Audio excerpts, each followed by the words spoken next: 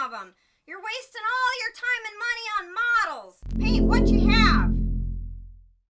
Hello, everyone, and welcome to Model Club TV, episode 98. As always, my lovely co-host, Scott Johansson. I'm Jason Walker. How are you, sir? Are you lovely today? I'm great. We have a special treat for everybody. We are doing a deep dive episode. We've done this before with the Worthlings and the Witch, Pestilence Labs. But we are doing this with Todd Powell's Escape Hatch Hobbies, Michael Berglund, Matt McKeeby, and Avram Buchanan. There's so many people involved here. It's a group effort today. But we have the giveaway for Fantastic Plastic Resin and Vinyls Facebook groups Saturday morning kit giveaway. We are going to be pulling the name of the lucky winner, and we'll get to that in a minute. We're going to do it right up front so you don't have to sit through this whole mess if you are not a usual watcher. Are we pulling the name or we're spinning the name? Well, that's not pulling. Okay. We're spinning the name, technically. You're spinning your wheels, okay? I'm going to be spinning something. I'm spinning my wheels over the back of your head. I was thinking, there's a lot of people in this. And I was thinking of doing the last person left on the wheel, but it'll take too long. But I think next time we do a giveaway, we're going to do something like that. So we're going to do the first person spun on the wheel. First name to come up is the winner. We'll get to that in a second. Let's get into our usual little quick beginning. Everybody remember, September 1st, the barbecue is coming. MCTV BBQ2. We have to go buy food soon. So if you have not RSVP'd, modelclubtv@gmail.com will be this. Send me an email and we can figure out who's coming. We do have a lot of people coming. A lot is a weird term, but it's enough to have it still. So modelclubtv@gmail.com. If you have questions, we'll get you the address. We'll get you directions to hotels. And if you're in the area, great. If you're coming in from out of town, great. Anything, Scott, you want to add to that? No, I think that's about it. I think you would. Rain or shine. Rain or shine. In my garage. If it's not, we'll all be hanging in my garage. Or the basement. If it's really terrible out or something weird. Yep. But yeah, I'm excited. Should be fun. So we haven't decided on food yet, but we'll be doing that here in the next week or so because it's coming up. It's coming up quick. It's going to be here fast. So if you want to leave us a voicemail 708-816-4299, 708-816-4299. Let's get into our madness. Scott, how are you? What's going on? Anything new? Nothing new. Nothing. It has been these last couple weeks since the last episode. Not a lot going on. I figured out my mummy print that I was having problems with. Got it fixed with that printer, I think. I think my settings are right now. And been cleaning out cousin's house, working on all that stuff. So there has not been a lot of time for anything else. It's eating up a lot of time. I did see Wolverine and Deadpool Wolverine. No, it was, and that's normally how I feel about most of the movies. I actually liked it. It was really, I think it's worth seeing. Very good movie. I've given up on the Marvel movies. Me too. But this one, I wanted to take. You gave up at like Iron Man. Yeah, I kind of did. This one was really good. I really liked it. There's some really good, funny parts. There's a couple cameos I didn't expect, and I think they worked really well. So, if you haven't seen it yet, go see it. I won't spoil anything. It was pretty good. Is it got all that multiverse bullshit in it, or is it? They make fun of it, and they say it's terrible, and that's my only hope is. And I think I talked about this was a good chance to start over, which Marvel isn't doing. If they took this movie and then scrapped everything they had planned for the coming up and started over, it would be a great start. But they have to, I think, sit through a couple years of garbage movies before they can start over again. That Fantastic Four movie might be okay. Because have you heard anything about it? So it's I've heard Galactus will be the villain and they'll do him close to what he is in the comic. And it's set in the 60s, like in an alternate, like future 60s kind of thing. I'm sure they will screw up the thing. There's no doubt in my mind. I don't know. I have my fingers crossed. Because I think that's your good start over point if they do it right. Some of these other movies coming out, like Thunderbolts and that Wanda garbage, looks terrible. So, whatever. Anyway, enough on the Marvel Cinematic Universe. It's so stupid. Oh! You work on anything? You paint anything? Because we're not really going to have time for a workbench. Did you get anything done work-wise? No? Well, yes, I did. Did you really? What'd you do? Well, we have a mutual friend who I won't name, but if he can break his 3D printer, he will. And he over-tightened a couple of these little 5mm bolts and broke them off. I don't even know how. And well, because he's a house ape. Anyway, but it looked like a missile hit that thing. Yeah, like I had metal pictures was of it. splayed It did out. look like a missile hit it. Right. My buddy came over. He had some special chisels that are made for doing this, and we were able to repair this build plate because you can't get parts anymore. And I don't think this is a part you could ever get anyway. Yeah. So I have spoken to this individual about. Here's what's funny. So, and I'll just say this real quick. So the people that aren't familiar with how this works, there's like a pin with a spring on it. And so when you go to level, it comes down and the pin pushes up, puts tension on the spring, and then you tighten the side bolts to hold it so it stays level. Yeah. Now, I can push one of those springs by hand and hand tighten one of these bolts, and that spring won't move. Okay. Now, I'm not saying it wouldn't over time. All right. But so at that point, you take it and maybe give it a little turn. Okay. This person is hanging on this the person, elements. I believe, put a cheater bar on it. Okay. And then when he told me he did it, I love this guy. I said, just send it to me, please. Just send it to me now. Okay. So no, he had to drill on it. And then he so he did screw up the threads a little bit on one of the holes, but there's still enough threads that it's going to do what it needs to do. Because after he did that, I think I finally convinced him to send it to me. Everybody knows this person. That's why we're leaving his name. I like busted his, chops. Yeah. But I got it on Thursday and it went back out to him in the mail today. So did you send a spatula back to him too, or no? No, I didn't send some spatulas back to him. I should have. I didn't think of that, or I would have done that. Yeah. But anyway, right. and he's a great guy, and so I don't mind helping him out. But it's just I love busting him. Let's give some stuff away. Let's start. Let's go. Let's get this show on the road. Fantastic Plastic Resin and Vinyl, bringing together the latest. Let me get this picture up there. Let me start over. Let's start with our first slide here. And web window, where are you? There you are. Fantastic Plastic Resin and Vinyl, bringing together the latest model news, sculpts, releases, builds, hints and tips, competition, and fun. You can't buy happiness, but you can buy model kits, and that's pretty close. So that's their motto over there. Now, Avram Buchanan, who runs this, and you're going to hear more about that in a second, I want to say thank you for sending me a script. Now, will I screw up the script at some point, Scott? Yes, probably. I'm putting my readers on for this so I don't mess it up, because this is pretty important. Dude, there's a lot right. Dude, you're still going to mess it up because something from here to here goes. Yeah, I know. Okay. It's my brain. I can't help it. So they have been running. I'm going to kick back and you just go ahead. All right. Let's read. You ready? Fantastic Plastic Resin. What? See, you already screwed me up. Wait. Just can't wait. Screw me up. Fantastic Plastic Resin and Vinyl is an independent Facebook group run and maintained by model builder Avram Buchanan, an established model, sculptor, and producer.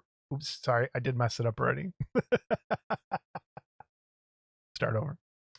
Fantastic Plastic Resin and Vinyl is an independent Facebook group run and maintained by model builder Avram Buchanan and established model, sculptor, and producer Russell Roby. Its main aim is to deliver all the latest model news, scopes, releases, builds, hints and tips, etc. And most importantly, to fully support and showcase producers, sculptors, and model builders. Now, I'm going to pause right there.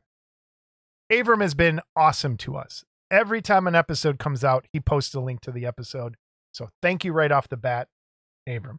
If you haven't already, we strongly recommend you join this friendly, informative group. We will provide a link for you below. Yes, there will be a link down to the Facebook group down below in the description of this video. Please go over there if you are not subscribed. I know some people aren't on Facebook, but if you are and you're not subscribed, please get over there and join that group. Every year, FPR&V runs 2 free-to-enter model competitions. These have been extremely successful and very popular, and both have grown considerably in size each year. They are sponsored and supported by leading model producers, artists, and sculptors. The first of this year's competitions was a summer contest sponsored by Michael Berglund and Escape Hatch Hobbies. And as they were busy working on their new nostalgia kit Saturday morning, they kindly offered this as the main contest prize. So nostalgia naturally became the inspiration for the contest, and the kit title was incorporated to create the FPR&V Saturday Morning Summer Contest. Ba-bam! FPR&V was then provided with rendered images of the Saturday morning kit to reveal to the group an exclusive first look at this fantastic kit. So we have shown this picture before, but I'm going to show them all. Here is the render. So Scott, remember when I thought this was a render? I was right. So this is a render of the kit that is coming out very, very soon. And we are going to debut something here in a few minutes after we give our giveaway. This is sculpted by Michael Berglund, being released by Escape Hatch Hobbies. And we are going to show here in a little bit of the first paint up of this kit. So bear with us. Here we go. We have some more. These images instantly generated a mass of comments on FPR&V with "when is this available?" and "I want it" being the most common ones. The reason it obviously resonated with so many people is that it totally celebrates what being a monster kid in the 60s and 70s was like. Sitting in front of the TV on a Saturday morning, watching cartoons, eating a favorite breakfast cereal, whilst this was so if people don't know, Avram's from United Kingdom. I'm not exactly sure where. Oh no, he told me, but I forgot. I love reading favorite spelled with a O-U. That's awesome. And whilst is a word you don't hear much over here. Eating favorite breakfast cereal whilst also building an Aurora kit and being totally surrounded by all the fantastic toys, comics, and magazines of that magical era. Every monster model builder remembers that special period in their life so fondly. This naturally made it a much sought after first prize. So the first one, produced by Escape Hatch Hobbies, has been signed and numbered as 001 by the sculptor Michael Berglund and the producer Todd Powell at Escape Hatch Hobbies, and will be sent to the contest winner. Did I say winter? Winner. So this is truly a special collector's item. Number 2 was sent off for painting. More about that later. The Saturday morning summer contest was devised and designed by Michael Berglund and Avram Buchanan to link directly into the nostalgic aspects of the kit. So let me get to that first, Scott, and we're going to have a little game here in a second. They developed a unique, fun game that required contestants to identify 32 close-up images taken from popular toys, games, comics, magazines, TV programs, spelled in the English way too, and of course, model kits from the 60s and 70s, all seen as 2 model sprues. A list of 64 possible answers was provided by FPR&V, with contestants having to work out the correct 32 answers.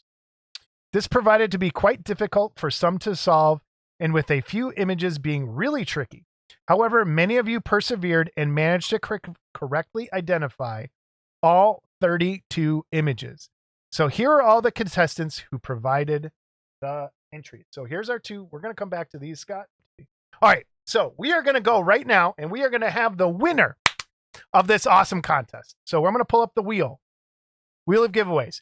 Here are all the names provided by Avram of people who answered correctly. So there's quite a few. Some names I recognize, some names I do not recognize. So if you are on this list and you are not subscribed to our channel, please subscribe to Model Club TV. We will love you, and you'll have a chance to win stuff almost every episode. So, are you ready, Scott? And you don't have to go through nearly. You don't have what to you do have to this. go through No. here. I mean, I just instantly looking at some of those sprues, I had no idea. But I have the answers, and Scott, I'm going to quiz you. I didn't really look at all the answers. I know some of them, but we have the wheel up, and we are going to give away fantastic plastic resin and vinyls Saturday morning giveaway. Here it is. Scott, tell me when to stop shuffling. I am currently shuffling, not looking. Let's stop. Spin. And here we go. Our winner is Trixie? Hey!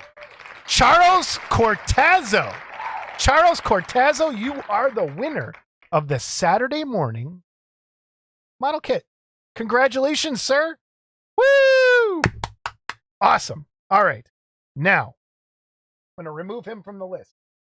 Charles Cortazzo. Now, hold on. All right, the runner-up. So, sponsors, Escape Hatch Hobbies has also provided 3 fabulous runner-up prizes. A choice of any one of their Aurora mini busts. So they get to pick. So here we go. So 3 when more. I see them all up there, I realize I'm a little behind. You are behind. So we need 3 more spins of the wheel to choose our 3 runner-ups. So Scott, let me get to the wheel again. Oh my gosh, there's so many this episode. Wheelie giveaways. There we are. Trixie is so excited. I know. All right, here we go. Where'd my wheel go? There it is. All right, Scott, tell me when to stop shuffling for our first runner-up. Stop. Spinning. First runner-up is Wayne Dubner. Wayne Dubner. I hope I'm spelling these right. First runner-up. Let me write this on this page. Man, watch these. They'll all be overseas, and Todd's got to foot the bill for shipping. That'd be hilarious. All right. Cortazzo was the first one. Wayne is the first runner-up. Got to remove him. All right. Tell me when to spin, Scott. Spin or stop? Well, tell me when to stop shuffling. Stop. All right. Second runner-up is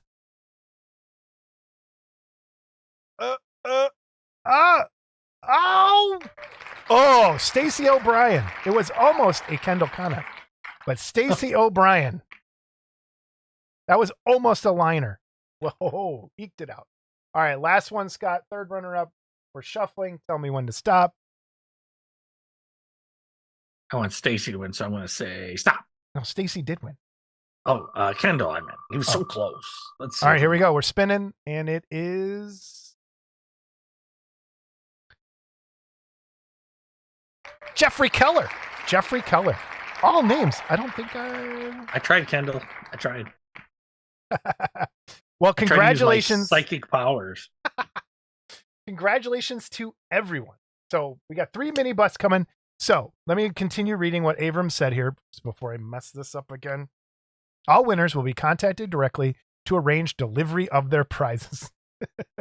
So a big thank you goes to Avram Buchanan and Russell Roby at Fantastic Plastic, Resin and Vinyl for another great competition, and to Michael Berglund and Todd Powell at Escape Hatch Hobbies for being the contest sponsors and for providing such a fantastic kit as the first prize and great runner-up prizes. I have been informed that the price and release details for Saturday morning will be released very soon, and the best way to get that information as soon as it is released is to subscribe to Escape Hatch Hobbies mailing list and follow FPR&V. So Escape Hatch links will be down below. FPR&V will be down below. So now, as promised, let's look at the kit in more detail and see what happened to kit number 2 when it came off the press.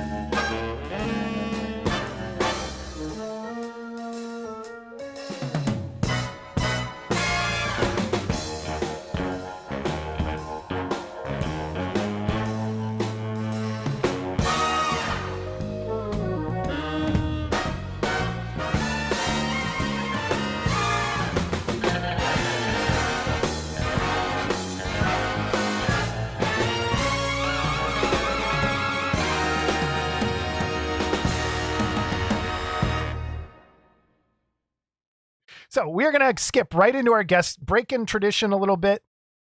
Skip right into our guest, Matt McKeeby. He got kit number 2 and he has painted it.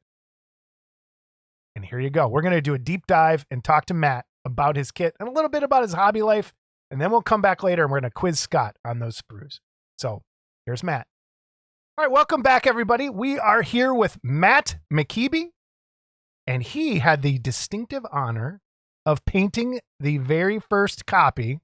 That's the one that's not given away in the contest of Saturday Morning. Welcome to the show, Matt. How are you? I'm great. Thanks for having me, guys. All right. So, brief history. Who are you? Where do you come from? Where do you live? Let's start with that. All right. Well, I live in the wilds of upstate New York in a little town called Berlin, right on a little nook that's sort of where Vermont and New York and Massachusetts meet. So it's a cool little spot. Very in the cool. Berkshires. And, I bet it looks awesome in the fall. Oh, it's beautiful. Absolutely beautiful. Except for the slow drivers that come up from New York and, putz around. That's like the Wisconsin people here in Chicago. We hate them when they come down. One of these days I'm gonna do that. I've always wanted to go to Chicago, so I'll be that guy. Anytime. You're haunting Anytime. So. What do you do for a living? I am a high school English teacher. I know you're paid. Theater and English, and now just English. How many years? This is 25. So I am at. This will be starting on Monday. When do you go back? Not until the very beginning of September. So we're off Labor Day weekend. I go back Monday. This is year 27, teaching art, junior high. Man. But 20 of that was elementary. So they moved me up a little while ago. But man, I am. Did they move you up though when you went to junior high? No, they didn't. It's less work. No. It's less work in terms of art because it's less classes. But I want to kill myself almost every day. So it's just. Yeah, middle school, junior high teachers, absolute props and salute because those kids are nuts. Oh man! So Brian, our other guy on the show, he teaches high school English. So that's literature. I think Small he's doing world. literature. Yeah. So very cool. How did you end up here with us how did you get picked to do the first paint job of Saturday Morning? Well, it was an absolute honor. It's because I think Michael or Todd was talking to George Stevenson from Blackheart, and they were talking about this kit and who they could get to paint it. And out of the goodness of his heart, George said, "Oh, you got to talk to Matt." And I talked to Michael years ago about he was doing some little tiny prints of the Aurora, the original 13 Aurora monster kits, and we talked about doing those. And I kind of forgot that we knew each other even, but Michael sent me a message, said George said to contact me, and I was like, yeah, it depends. What is the kit? And he sent me a picture of it, and I was like, oh no, don't even. Just yes, we're doing that. So, an awesome kit. So I haven't showed it yet. No one has seen your paint job yet. We're gonna put it up here in a second. So what I kind of want to do for everybody is do some problems you may have encountered along the way, things that like tips or tricks on putting it together, your paints that you used, just that whole shebang kind of thing, and just kind of walk us through the build. And thank you for the way you organize the files. It works out perfectly. So excellent. So I'm going to show it. Drum roll. Web window, please work with a guest. Where's the right button? Right there. So this is the first time anyone's seeing it. Well done, sir. Holy cow. So before we jump into this, some people get mad when I ask this. How old are you? I am 57. Okay, so you're right in the boat. So I'll be 50 in a couple months. Scott's 60. So this was your Saturday morning. This is the kind of thing I'm assuming. Absolutely. Yeah. Very cool. So when you first cracked open all those pieces, what did you say? Were you just like, oh? Well, I had seen the photos and I didn't, I was like, how does this all going to work? And all those pieces are there and they're so sort of discreet and individual. The little stuff, the Viewmaster, the X-ray specs, the serial bowl. It was just every little piece is like a little joy in and of itself. I feel like like I get being paid to be a hype man here, but it was just so fun because it just punches every button that people, those of us in that window that do this and love this stuff, it's just right there. So it's so great. I think you hit it does punch every button. And like everywhere you look in this thing, there is something. And it's just the TV with the Herculoids on it is what's my favorite part. I love it. All right. So let's dive in. I'm going to show some detail shots here real quick. So here we have, he's putting together the creature kit with a Frankenstein long box there, which. Because that was his supply box, most likely. Yeah. Right. Okay. Yep. You would keep a box that you keep your paint and glue and brushes in. So that's why you would probably still have that box while you were working on that kit. So you started with the Superman logo on there. Tips and tricks on freehanding or stenciling a Superman logo. Well, I wanted to be like super cool, and I bought my wife one of those Cricut cutters, and I was like, oh, I'm going to figure it out. I didn't figure it out. It was just too much like work. So that was just there's no way you're going to get that yellow to show over the blue. So I shot it with, the primer, some white, some yellow. I gave a little pencil dots to mark where the red went and freehanded that. Went back and did the black edging and then a little Tamiya tape over the top of it. Cut around it with a knife, and then I was able to airbrush the rest of the body without messing up the Superman logo, which was really sort of extraneous because I didn't really do my math entirely. His knot on his little cape kind of covers up most of it. I could have probably. But it's there. It's there. That's right. That's the best. Oh. So you mean Berglund didn't sculpt that S logo into the shirt? That all had to be. The thing that is so, not only is this an awesome kit, you could do whatever you want with this, right? I was thinking I had these stupid green choo-choo train pajamas with green bottoms and a choo-choo train on the top of it. I was thinking, am I going to do the choo-choo train? My brother had these green Hulk jammies, man. I was thinking I should do David in his Hulk pajamas. The thing I love about this is, he has some great goodies in there in terms of the famous monster stuff. But you can make it whatever picture you want on that TV. It could be Johnny Quest, Looney Tunes, There's so many possibilities for this thing. On that track, if you wanted to, do you have to put the cape on?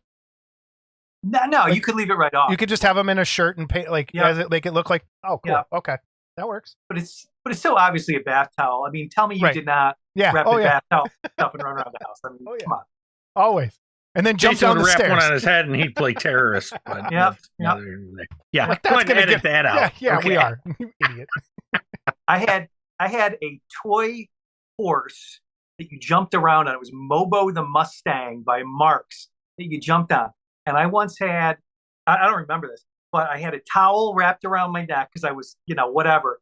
And I Mobo the Mustang down the basement stairs out of the kitchen. I was like with my mother, ba-doom, ba-doom, So the towel, I don't know. You need that towel. So let's get into some of the skin tones and some of the flesh on him. So sure. Drop Paint. I've never heard of this brand. Talk to us about this brand of paint a little bit. This is some new stuff. They did a Kickstarter, Scale Color, Scale 75. Okay. They've been around for a while. And their paints are pretty good. And I use their tube paints, which I really like because there's a lot of pigment in them. So they're pretty rich and you get great coverage on them. And they did a Kickstarter on this new drop and paint stuff. And it's, pre-mixed for airbrush. And I've tried that. There's like the Vallejo Air or whatever, but it never has really, for me, been real great. But I like the Scale Color stuff. So I bought this line, and I think they work great. You got to give them a good shake. But the coverage is just super. So if you do a sort of an uneven light coat, let it sit for, 30, 40 seconds, and then hit it with a nice smooth top coat, you can usually get in 2 sprays great coverage on stuff. Awesome. Does it brush well, or is it just for airbrush? It's pre-mixed. It's got like the retarder and the thinner and everything in it for airbrush. Okay. I mean, I have used it to dab and touch up edges, but it's a little thin for brush painting unless you want to glaze. Cool. Something to check out. That's the last thing I need to buy is more paint. Yeah, right. More paint. Hey, I always do. So you started with a gray primer, mm-hmm. and then jumped into spraying some other colors in there. Now I know why, but could you explain to everybody why you put those other weird colors that they might go, what are you doing? Okay, so I'm really interested in all kinds of miniatures and historical miniatures, and there's a company run by a guy named Jim Rice called Sabot or Sabot, I don't know how he says it, Miniatures, and he does a lot of trainings and things like that, but he's always putting pictures up on Facebook. And I went to the Miniature Figure Collectors in Philadelphia, I don't know, 2 years ago, and he was doing this Verdaccio process where you underpaint with dark browns, greens for the basic skin tones, and yellows for the highlights. And it really sets all your tones in place. And then when you come over it with a more lively, like a brighter red flesh tone, it kind of sucks some of that red out and gives it a real natural kind of look very quickly. It works particularly good, I didn't use it in this case, but if you're doing like African-American flesh tones and doing those very dark browns, you put your basic flesh tone over that, and you're going to get so close to what you want to begin with that you'll love it. It's very cool. I think more people on our side of this, and I'm sure you'll back me up on this, and Scott, we always talk about this, is looking at what the miniature guys are doing to pick up on for our larger scale stuff. And I was just watching a video yesterday of someone undercoating with purple, from shooting purple and blue up from the bottom, mm-hmm. and the yellows and greens down from the top, and then using like contrast paint or the really thin inks over that and the color depth that you get doing that versus just your traditional spraying some colors over it. It's night and day. And I'm glad that you're doing this and people can see exactly what this system is. It's really, really cool. So, well, and that's kind of the world that I like have aspired to, those, the fine miniatures. I mean, I love that work. I can't play with those guys though, man. Some of them are so good. They're so good. And I love going to the shows and stuff and stealing everything I can and then doing it in a scale where I can actually see what the hell I'm doing. Yep, Me too. Here, this is when you start laying in some of the actual flesh tones. So this is kind of cool. And then you jump ahead a little bit.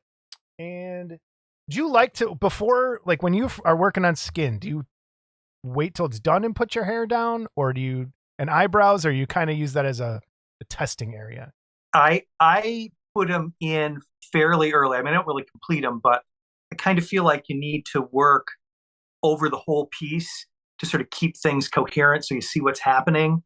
I see a lot of miniature guys, they'll do like just one hand and then just the other hand and just the top half of the face. And that's awesome. And the results they get, are incredible. But for me, I need to sort of paint around the whole thing to make it work. So so I lay the colors in early. Just in terms of just that the one shoe is off his foot. So good. It's so good. The detailed, Berglund. And the curl is like a curl of the toe. And that slipper was like bouncing on the toe a little bit before he dropped it. And the noise it made when it hit that newspaper, that little wrinkle. I mean, it's a great kit. It really is. So here you are laying in some of the eye work, getting that done. Tips on painting eyes for people.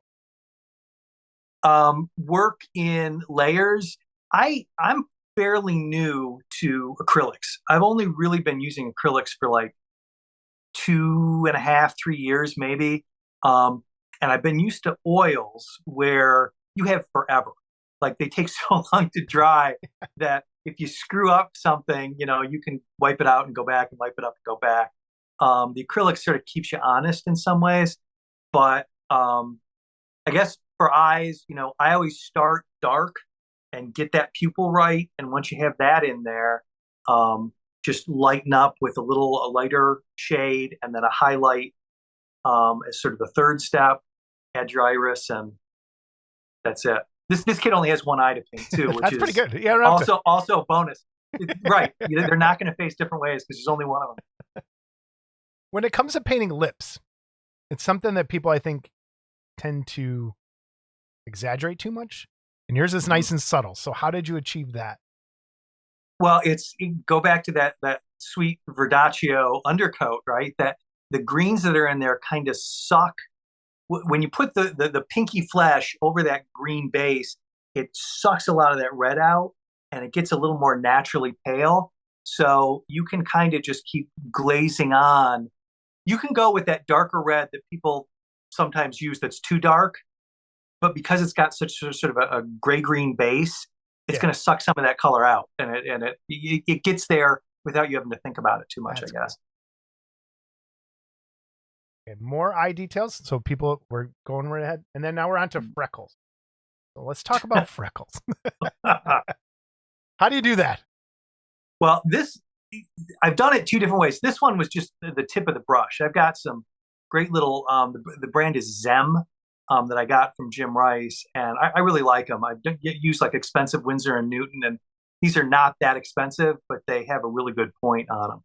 So this was just very loose paint, just dotted with the tip of the brush, but the cheat is sponge. I don't know if you ever use a sponge for that kind of stuff, but that works great too. If you find one that has the right cell structure, rip an irregular piece, dab it a little bit. Isn't it cool when you find the perfect sponge? You're like, oh yeah, yeah, that's great. And it lasts, and you want to save it forever, and it lasts for one project, and then you can't find it when you have one the same size later on. Wood grain is the next thing, and I'm glad you broke it down into this. So this is very cool, I think, for people to see, because wood grain is one of those things that's a little difficult to make look like it's right. And you did a great job. So walk us through your pictures here. I got to give a shout to my folks, who were sort of, antique decorative arts kind of people. So the idea of like wood graining furniture and stuff like that was something I knew as a kid. And this is just sort of an old school technique where you start with a very bright color, a lot brighter than you want the wood to be. So you're going to go for like a pine with a bright, like sort of Naples yellow, or for a mahogany, something like a TV casing, a pretty rich red kind of color. And you just get a nice even base coat of that color. And then the trick is the oil glaze up on top. All right, here's the oil glaze.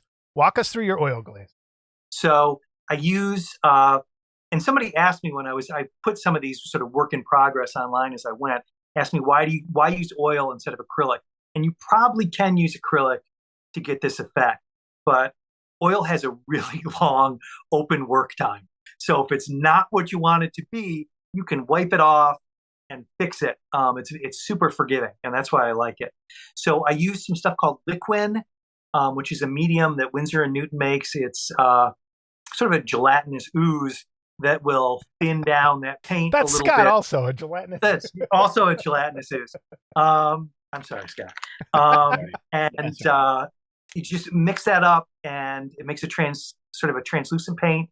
Slide it over, and then take an old dry brush, and you can just all those crappy brushes that everybody has that you don't want to throw away. Find the one you like, just practice with it, and just drag it through that glaze, and it's gonna sort of make that, as it scratches across, it's gonna make that scratchy grain look. You can wiggle it. You can make little knots if you're super fancy with it.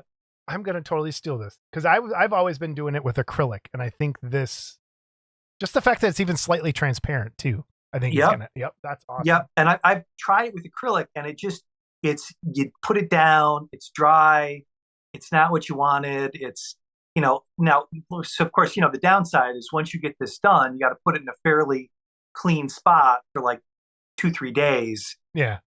To let it totally, get hard, but it looks so good. And when you're doing, Jason has that issue too. Yeah. Well, so a lot of us do at this age. Yeah, we're getting there. That's all right. No, a word from our sponsor. A little blue pen. But it gives the when the oil dries, it's kind of glossy. So it gives you that natural sort of varnished wood look too, which is another nice plus to it. That is cool. So here's the furniture finish. Well, and especially some of them old TVs had that fake wood grain in them anyway. They were plastic cabinets. But Right. That they was had what the I was fake- thinking of, that brown Yeah. plastic with the fake mahogany. I threw one of those out the back door of my college dorm, and then I saved the plastic TV as a nightstand, like just the empty Nice. busted TV. And it looked just like this one, actually, now that I think about it. Okay, the lamp. So the lamp, how does it come? Does it come with the metal rods? Well, no, that was that. There was a little bit of chat between Todd and Michael about that. Todd doesn't want anybody to think that they're going to get an electric lamp when they get this thing. Okay. So Everybody be aware. there's no lights in the TV. There's no lights in the lamp. But that said, it's super easy to do. It's a nice resin lamp. All you got to do is cut out that long stem and use a piece of I used hollow brass, 3/16 brass tube in there. Replaced it, running it up to the base. The only tricky thing about it was that area that holds the bulbs. I had to do a little bit of soldering. So I used 1/8-inch tube and so cool.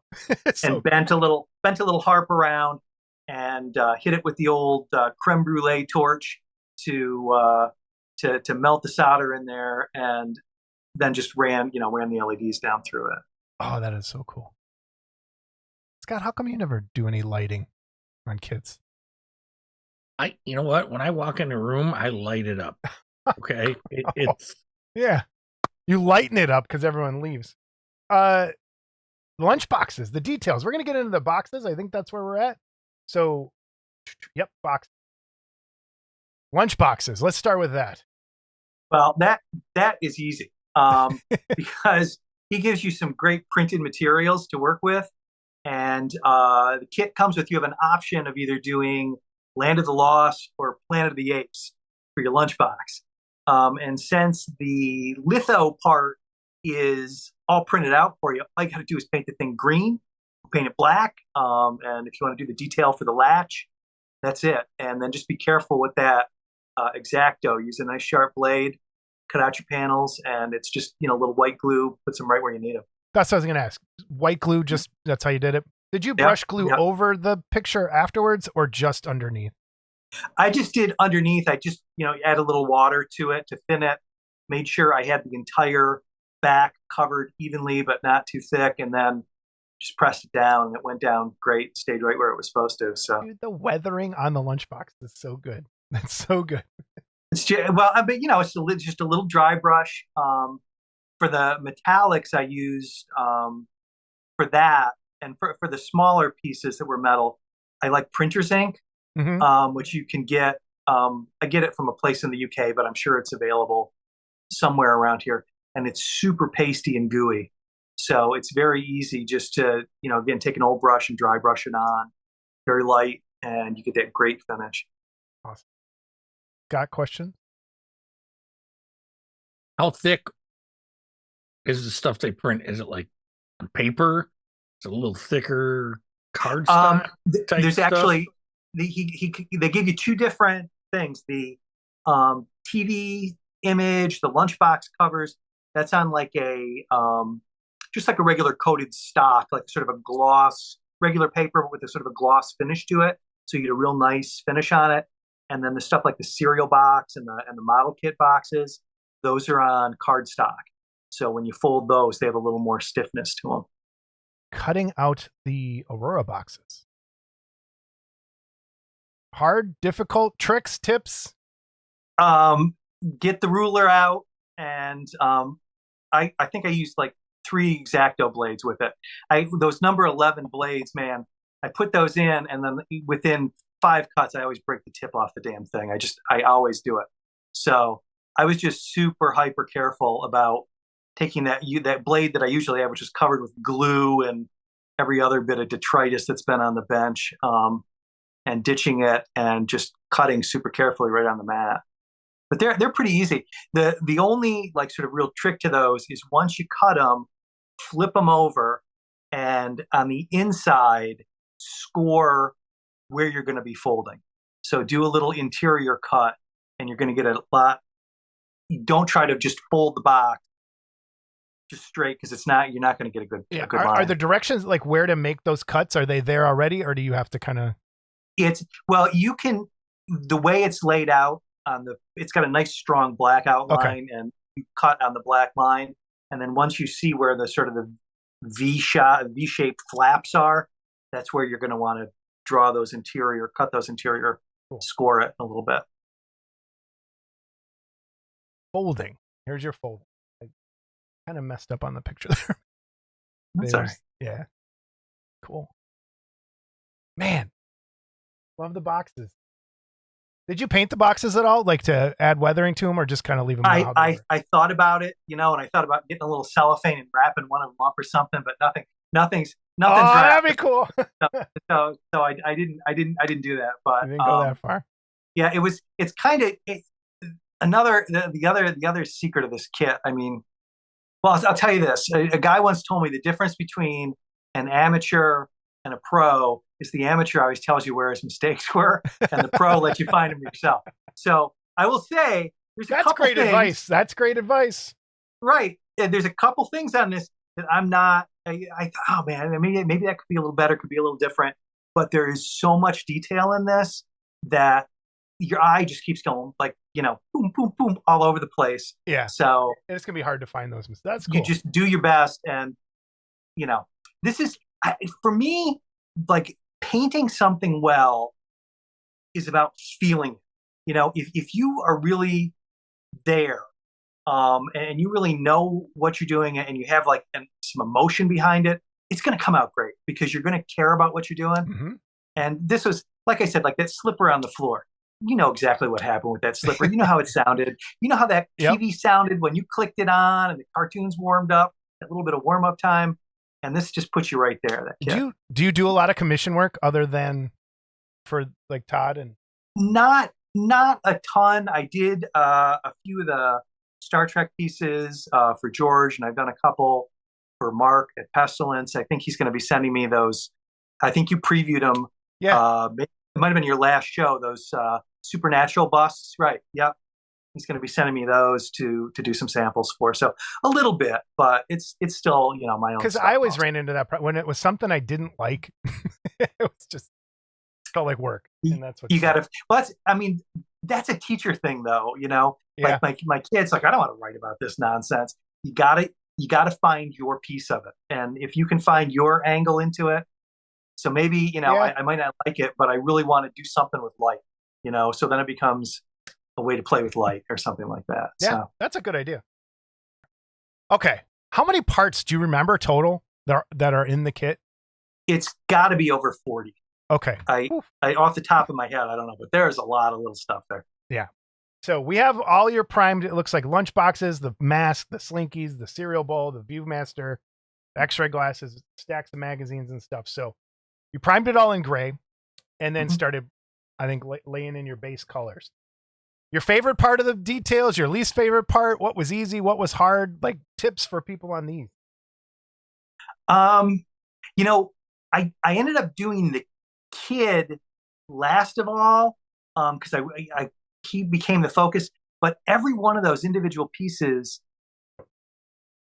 I sound like a shill, but there was nothing here that I didn't like, because this is all stuff that we played with, So right off the bat, the Frankenstein mask, like it looks like the mask. Like you painted, like I remember looking at it as a kid and being like, "Oh, this is cool how they painted it." And you see how they layered the colors in there, and the way you got that in there, it works. It's so good.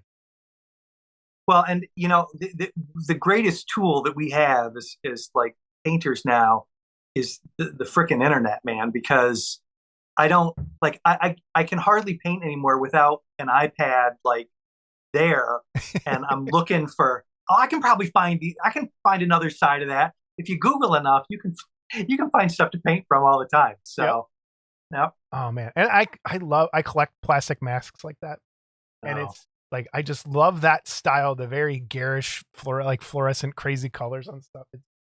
The blue, they're like the neon blue on top of the black. Like, it's so good. So good. And so then you also have, so we'll get through all these. The cereal bowl. Painting that red stripe. Tips on that if someone wants to like. And the cool thing is, it's not sculpted in there, right? You can paint that bowl any way you want. Any way you want, you know. When I paint, I don't know if you have any photos of it, but I mount everything to like line corks, which probably speaks to my extracurricular activities. But I just drilled the hole as close to the center as I could. And if you hold that cork and you set the brush right up on that bowl and carefully rotate, with the thumb, you can pretty much get that line on there. So you're not alone. I have my drawer. There you go. I have my corks. There you go. Drawer of corks. He generally drinks twist off wine though. Mad Dog 2020, stuff. My wife drinks Mogan David, Matt. It's like paint thinner. I don't even know how she does it, dude. It's whoa. You can clean your brushes. There you go. That's what I told her. I said it smells like paint thinner. Get out of here with that shit. It's horrible.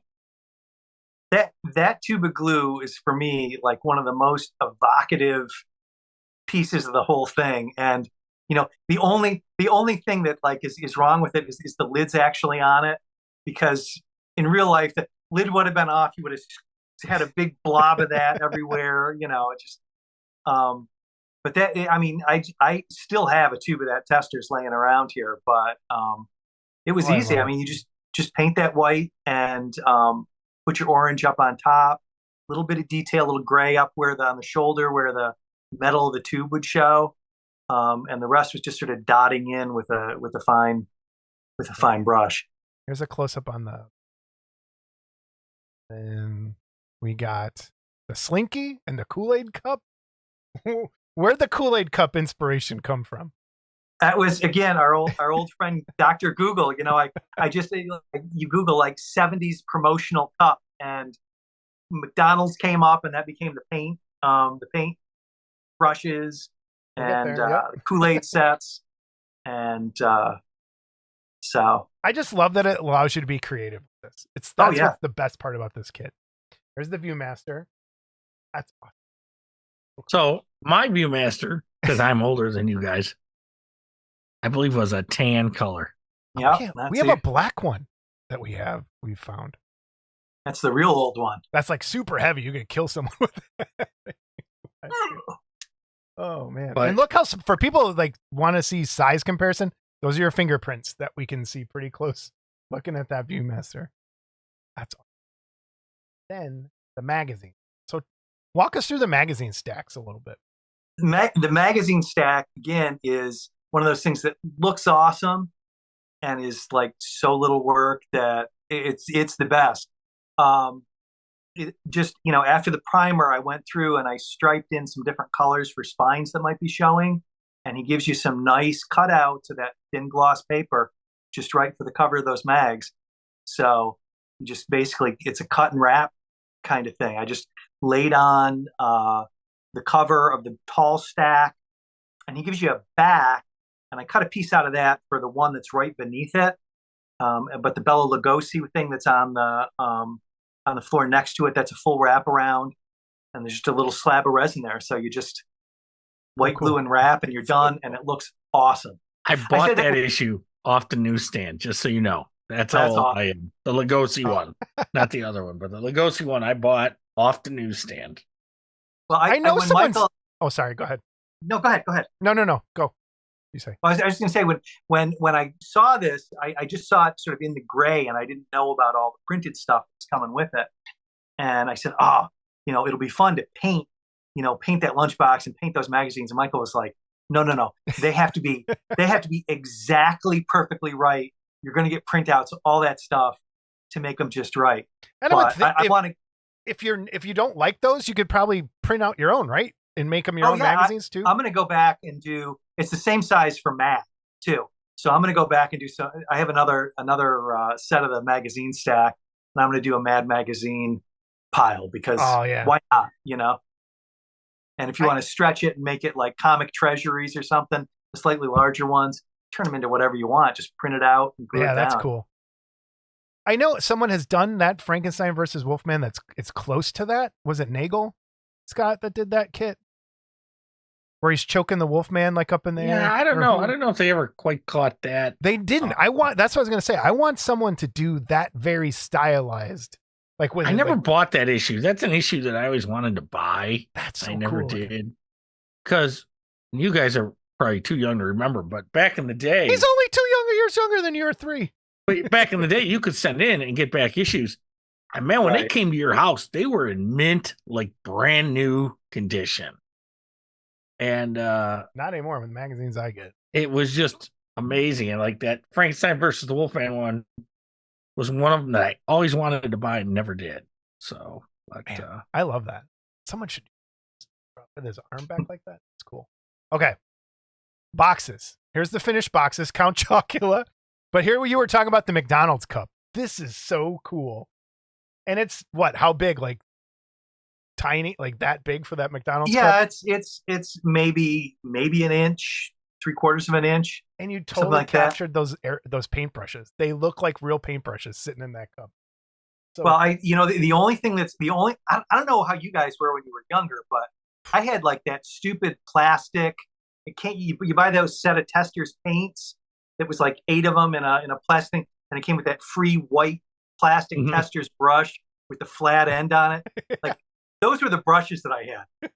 So like this kid's got a fan brush, he's got a pointer, he's got, this kid's got a lot of brushes. I don't know how that kid got that. Oh, that's awesome.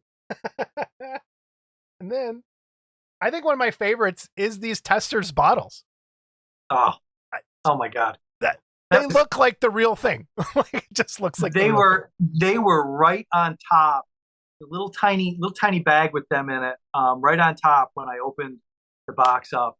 And for me, like so much of my childhood was building those models and those Testors paints, and so he got the shape just right, and they're cast in a clear or printed in a clear resin. So the great thing is you put the white on the top, and if you want to do more detail, which I did, that's good. But you flip them over and just dab in whatever color you want on the inside, and you get beautiful looking little bottles. Did you paint the labels, or are those labels stickers too? Or no, I painted. Cool. I painted them. Oh, but man. you could, if you were feeling ambitious, you could probably scan that and just cut it down and glue it on. My lids on those were always mangled because I would have to take out the pliers to try and open them up, and they would just be stripped silver. I used to hold mine under hot water to loosen it, to soften the paint, and then use the pliers, and you could get it off. Yeah. Oh my God. But it's that's so memories. That's just exactly. That's why this was so great, because it puts you right there. Man. If you did it, you know it. That's it. So here's all that stuff that we just talked about in the final, like, all together picture that you sent. And then we have newspapers and comic books, comic pages from the newspaper. Yep. Man. And again, if you don't like those, I'm sure you could someone could just. Absolutely. And then here's more details: the X-ray vision glasses, the Slinky. Man, I was going to bust Berglund's ass, but I guess I can't. Uh-oh, why? What now? Well, I saw Hager as a horrible one. I'm like, I don't know if Hager was around back then, but yeah, Hager launched February 4th, 1973. So look at you, stickler man.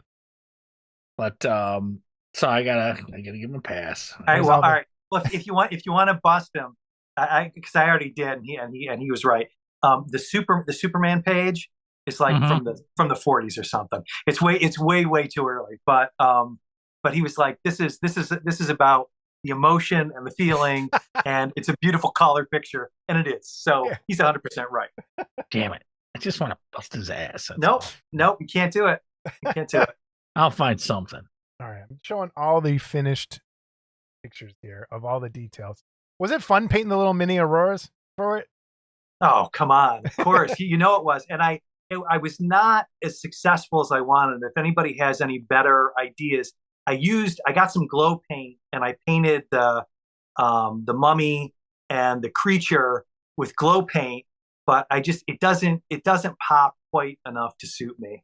So if anybody knows a really good, like, intense kind of glow paint, I put like 4 or 5 coats of some stuff I got. And All right, if anybody knows a good glow in the dark paint, put in the comments. hear it. We'll see what we can find. And then we have the Frankenstein box with the with the glue in the paint. Oh man! And here's the creature parts. And there's directions for the creature too. I mean, Dude. he did not miss a trick. And then here's the boxes for those glow kits. I like what, and there's a great shot of it at the beginning where like the glue is dripping from the arm of the creature, like when he's getting ready to put it together. I had to do that. I have just a hot glue gun up here, and I just, shot some little dabs of hot glue on a piece of scrap and found one that looked enough like a glue glob, and cut that off and pasted it in there. So I'm gonna go back to the final. And the little I'll have to ask this, the little symbol on the back of the chair. Is that something from your childhood that you remember? Well, it was just that the back of the chair was blank, and I had everything done, and I was kind of giving it a turn, and it just felt to me like it needed something. And when I bought those drop and paint things, I bought the line of them, and they threw in a set of stencils with it, and I found that little fleur de lis, or I don't know if it's what it is that I put on there, and it was just the right size. And so it was just something to give it a little pop. Man, I love the fact that this little hair thing is sticking through the mask eye hole. Oh, so good. It's such a cool detail. Oh man. It's hard for me to talk and look at the same time because there is so much. Oh, so I'm the picture that I spotted that on that I got to give you a little crap about. The paint on the kid's hands, you see some paint on the kid's hands, and you see, but on the TV tray, just on the edges of the TV tray, the weathering is just fantastic. It's just, well, and again, that's like totally natural because of that oil paint, because it really takes a long time to dry. When I came back to it, still a little sticky on the edge.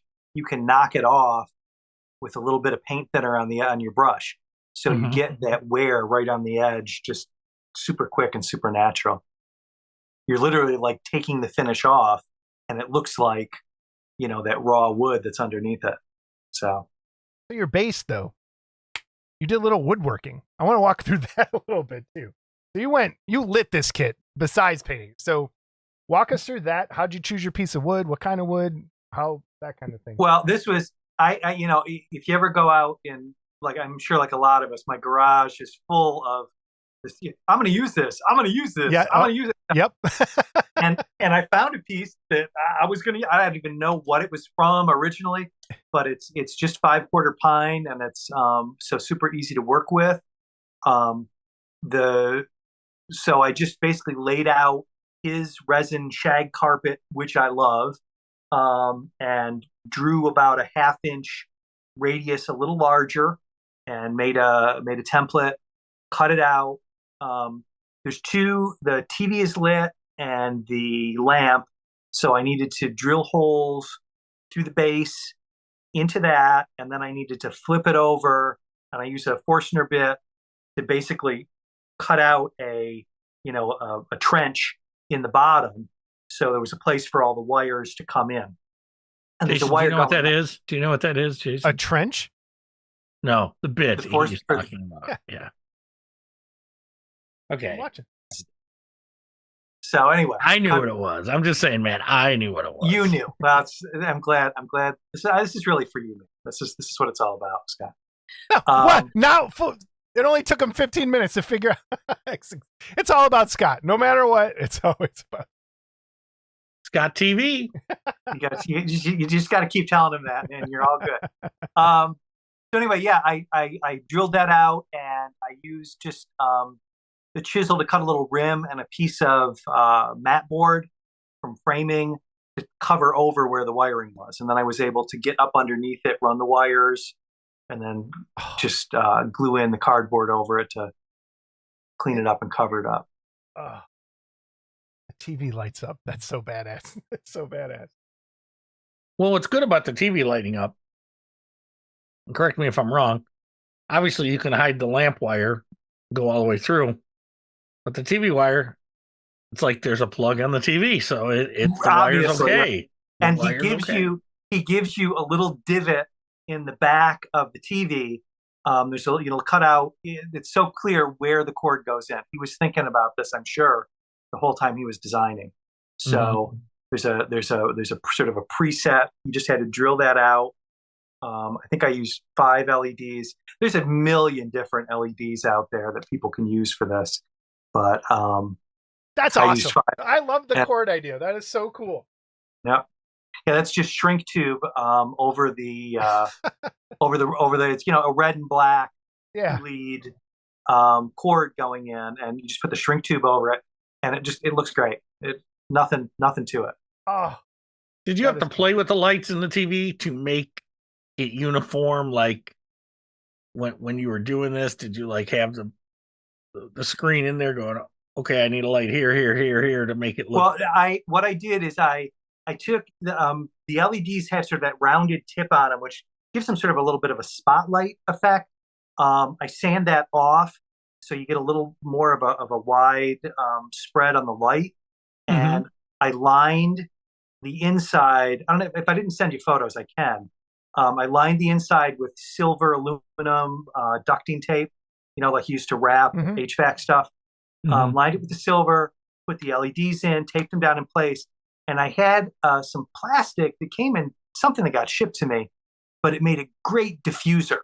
It was just sort of a spun plastic wrap that was on something. So I put in a layer of that, and that between having 5 LEDs in that little, 2x2 kind of space, and then with the diffuser over it, that spread out the light enough to make it even on the screen, so you don't get hot spots on it. If you wanted to go insane, do they make like little LED screens that small? Oh, they do. They do. I was showing this to a friend of mine that was over, and he's like, "Oh, I just bought this," and he whipped out his phone, and they make a little, and it's actually too small for this, but somebody's got to make a bigger one. They make got a little screen, and you load it with an SD card, and it holds something like an hour of video. So you could literally recently too. I think I've seen you could literally have cartoons running on this if you got ambitious. I didn't put rabbit ears on this, but you could easily put the rabbit ears on and that round that would be UHF so cool. antenna on it if you wanted. There's so much room to play with this. That would be so cool. Oh my gosh. Well, I bravo, man. This is just, I can't even believe how cool this is. I like the last picture, and you touched on it earlier. Everything else was done with the flesh tones. It's like, all right, now I got to do the hands and the feet and it's like, those are the first things we showed, and it looks like that's the last thing you did. Well, yeah, and I think it's because you end up painting this from your own point of view. You're the kid sitting at the table and you're looking out. And like the first thing I did was the TV, because you're going to be watching the TV, and then that shag carpeting, just kind of, it went from all the stuff you see and then back into where the kid was, which is totally opposite. I usually start with the flesh and go out, but it's just how it happened with this one. Bravo, especially being the first person to do it, not having any other reference point, and you're the guy. Okay. It was a trip, man. So cool. Well, but it's one of those things, like, we've all spent our entire lives getting ready for this moment of navel gazing, self-reflection of our childhood. So. Oh man. What else? So other than this, what do you like working on? Like traditionally, what kind of kits do you like? What do you collect? What do you? I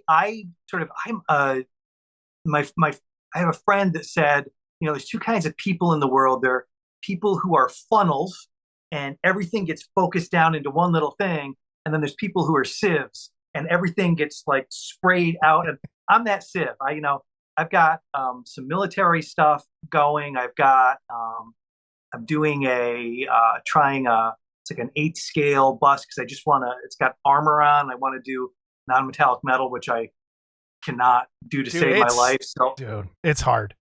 It's right. Because once your brain is wired to always use metallic paints, and then try and start doing it the other way. I'm in the same boat. I want to learn how to do that and make it look good. Like And those guys that paint all of the reflections on silver armor, so you see the blue sky and the trees and all that. Man, yeah, that Cyril Kanev AK book. I think it's called FAQ. Yes. Yep. It's a beautiful book, and the last like third of it is him doing this night, and like you can tell every aspect of the landscape that's around the thing because of the blue, because of the green, and it's just it. And that's what I was talking about earlier. I don't think a lot of our guys in Garage Kit Land have even seen something like that. Because every time we see armor, it's silver and with, your wash of black and all that, some highlights. But to see the reflections painted is just, yeah. I'm really into right now trying to do like that metallic stuff and trying to do like lighting effects, moonlight, firelight, me too. The OSL effects. Yep. I have that. Charles Lawton from oh my god, the Island of Dr. Moreau, Island of Lost Souls. Island of Lost Souls, right? And what is the law? That figure. And I rewatched it, and he's lit totally from the firelight underneath with all the blacks up on top. Yeah. And I've got it sitting over here on the shelf. Like I keep looking at it, saying I'm going to do that. That would be ready, awesome. That would be really, really cool. Yeah. Man. So I noticed you've given Pestilence Labs quite a bit of business there over your shoulder. I am. Yeah. But and that old geometric Mr. Hyde bust. Or no, is that the newer one? Is that the newer Jaeger Hyde bust? I got it from Mark, but I don't from Pestilence. But I don't know if I think it's an older line that he's re-releasing. Okay, yeah, that's a real nice piece too. So, but I notice some other hobbies. I see G.I. Joes. I see a lot of vintage books, obviously, behind you. What are the other hobbies you got going? I'm narrowed down. I used to be a huge G.I. Joe collector. I had a website called Vintage 3D Joes, and G.I. Joe basically took over my entire studio space, a big chunk of my life for many years. And so I recently sort of cleared the decks on the G.I. Joe stuff. But I can't afford old comic books, but I love to buy like the anthologies. Tarzan stuff. Going back to Joe's for a second, was it just the big 12-inch Joes that you were doing, or were you doing the little stuff too? Like from when I was 12-inch, but I had not the little girl ones you had, Jason. No. That was my little brother had the little guys, but I still had the big guys. But I need to get a really large Baroness figure. Well, I'm like you, Matt. I've got, and I'm going to turn them over here. Here's my comic collection right there, all Masterworks and yeah. That's I buy paperbacks and that kind of thing. Comic books got too heavy. They took up too much room. Every time you read a comic book, I got in comic books to read. I didn't get in comic books to collect. And so, but yet it turned into that where every time you would read one, you would change the condition. And it's like, so I'd rather have them like that. Now, the bad thing is a lot of those start to get value now. So now you're, well, I don't even pay attention to it. I do buy a little bit of illustration art. I really love an artist named Gary Gianni who did some Conan stuff and Solomon Kane and some things like that. He's a Chicago guy. I love his stuff. So every time I get a chance to buy one of his drawings, I'll pick that up. That's cool. He is a super nice guy. But yeah, books like crazy, and comics and models is pretty much. How long have you been doing garage kits? Well, if you're counting like the Aurora type stuff, like the first thing the first glue kit I ever did was the Glow Wolfman, way back in the day, and I had a huge prehistoric scenes, like when I was a kid, just snap those together and play those. They were the best.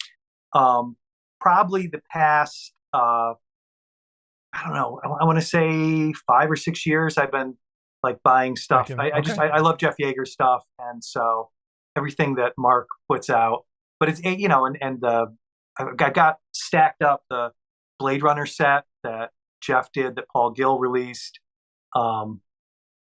It just you know how it's like it's bad. It's like crack, So speaking of crack, do you do Warhammer stuff at all? I okay. Stepping. I got a friend he's a giant kaiju fan. Yeah. And a Warhammer guy. Oh, he's broke. Yes, and he's got a house that's full of kaiju stuff, and then he's got this huge paint set up in his basement, and he does armies. So and he's a 3D printer, so he prints armies, and man, that's awesome. Do you do commission work for people if you want to plug yourself or get any of that out there? I do. I'm a little. I'm sort of careful about what I do. I prefer to do things that, like you were saying, like I kind of gotta feel it to want to do it. I almost always feel bad about charging to do stuff that I really love. And I have had people say, like, well, you want to paint this for me? And I'll say, yeah, it's going to be X number of dollars. And they go, what? So it's not, I do, but I don't do it for free. Okay. I guess I would say that. So if people want to get a hold of you, best place to get you? Probably Facebook is the easiest place. It's under my name, Matthew McKeeby. And if you look around like Resin Maniacs, I got to give a shout to Fantastic Plastic Resin and Vinyl for this kit and doing a lot for the hobby. So let's talk about them for a second. Sure. Avram Buchanan, he's fantastic. Avram is doing some really, really cool stuff over there on Fantastic Plastic Resin and Vinyl. So please, everybody, if you're not a member of that Facebook group and you're on Facebook, check it out, because they're running contests constantly, and he is out there all the time putting new stuff in there and really making that one of the go-to, I think, groups on Facebook. So if you're not a member there, please sign up. Please join it. There's always something cool going on over there. And he's a nice guy, which like super nice dude. And it's refreshing to see someone that excited about stuff. So yes, definitely. That's something I'll just say that, true for Avram and true for most of the people I have gotten to know in this hobby. Folks are just enthusiasts, and when you're enthusiastic, you want to talk about it, you want to share the secrets, versus some of the comics and toy collecting folks. They're this is mine, it's like Gollum. It's like Gollum and Spiegel, it's, are you a Gollum? Like, my friend, or are you like, oh, hello, let's talk about this. It depends on the thing. Sometimes I'm very Gollum-y. What is Gollum again? What is Gollum again? This guy. Don't entertain him. He's a Lord of the Rings hater, and I can't talk to him ever about it. Oh, I'm not a hater at all. On those nights that I can't fall asleep, all I got to do is turn one of those movies on for 5 minutes and I'm out. Okay. Oh, there you go. You go. This guy. Oh my God. Twist the knife. Knife. Oh yeah, I do. Peter Jackson is the worst director. Okay, stop.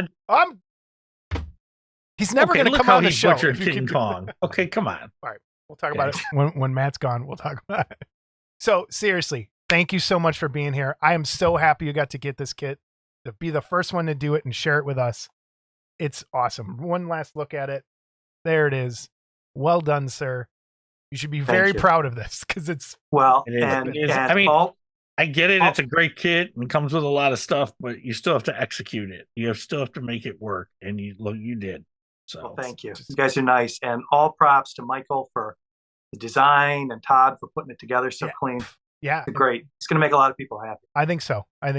You know what? We will have you back next time you do something like this. I love doing these deep dives on kits. So next time you're doing a box art or what do they even call them? Not box art, because there's no box.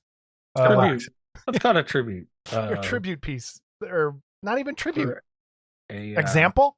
What's the word? If there's no box. I don't know. The next time you paint something for Todd. That would be a prototype. There we go. There you go. Perfect. Oh my God. Awesome. Thanks for joining us, Matt. You can tell he's not the English teacher. He's the art teacher. He does it. They would throw me right out of the room. Although I'm good at writing. I'm just bad at reading. You'll be Oh, fine. yeah, you're great at writing. I am. All right. We'll see you later. All right. Thanks, All right, hang man. on. Yeah, hang on. Thanks. Thank you, Matt. That was awesome. Scott, what'd you think? That kit, man. It was awesome. Matt did a great job. Nice guy, too. Yeah, really nice. And a teacher. He knows my pain, and I know his. What a cool kit. Like, and the fact that he lit the TV and lit the lamp and showed how that you can do it. It's easy. Wow. Like, blown out of the water. The details on the boxes, just even like the slippers and everything. Just such a cool model kit. Well done, everybody. All right. As we talked about in the beginning, we are going to quiz Scott on the sprues for the contest. So let's try that now. Scott, I have a list of the answers, and I have not looked at these answers at all. Actually, I think I saw the first one, but I've probably forgotten at this point. But I think you probably have a better chance of knowing what these are than me. Well, let's see how many out of 32 I know a couple of them. Because I know I'm not going to get them all correct already, but all right. I know I'm going to get some correct. Let's see. Can you, right now, which ones of these can you identify? Okay, what are we on? The first slide? Let's start at number one. Yep. Start at number one. Number one, I cannot identify. I cannot identify that one. Number two is the 3D X-ray glasses. Ooh, that is correct. Or number three is the Vincent Price shrunken head thing. That is correct. And Scott does not have the answers to choose from. Number four is Major Matt Mason. That is correct.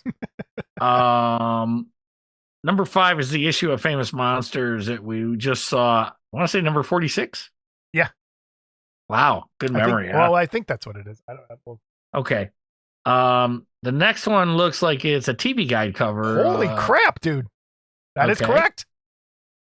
All right. The next one, I have no idea. Ooh, I think you should. You talked about it when we were talking in our interview with Matt. It was the first thing you asked about. Oh, it's Tester's glue. It is. Yep, that's what it is. All right. Okay. I'll give you a hint. All right. Give me half one for that.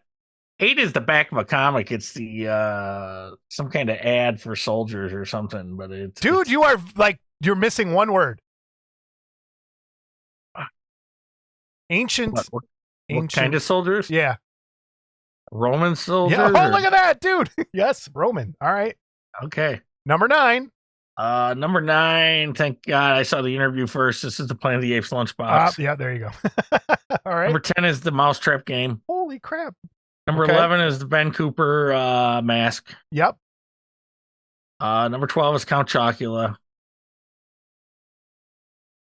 I feel like I should know number 13, but... Oh, dude, I know that.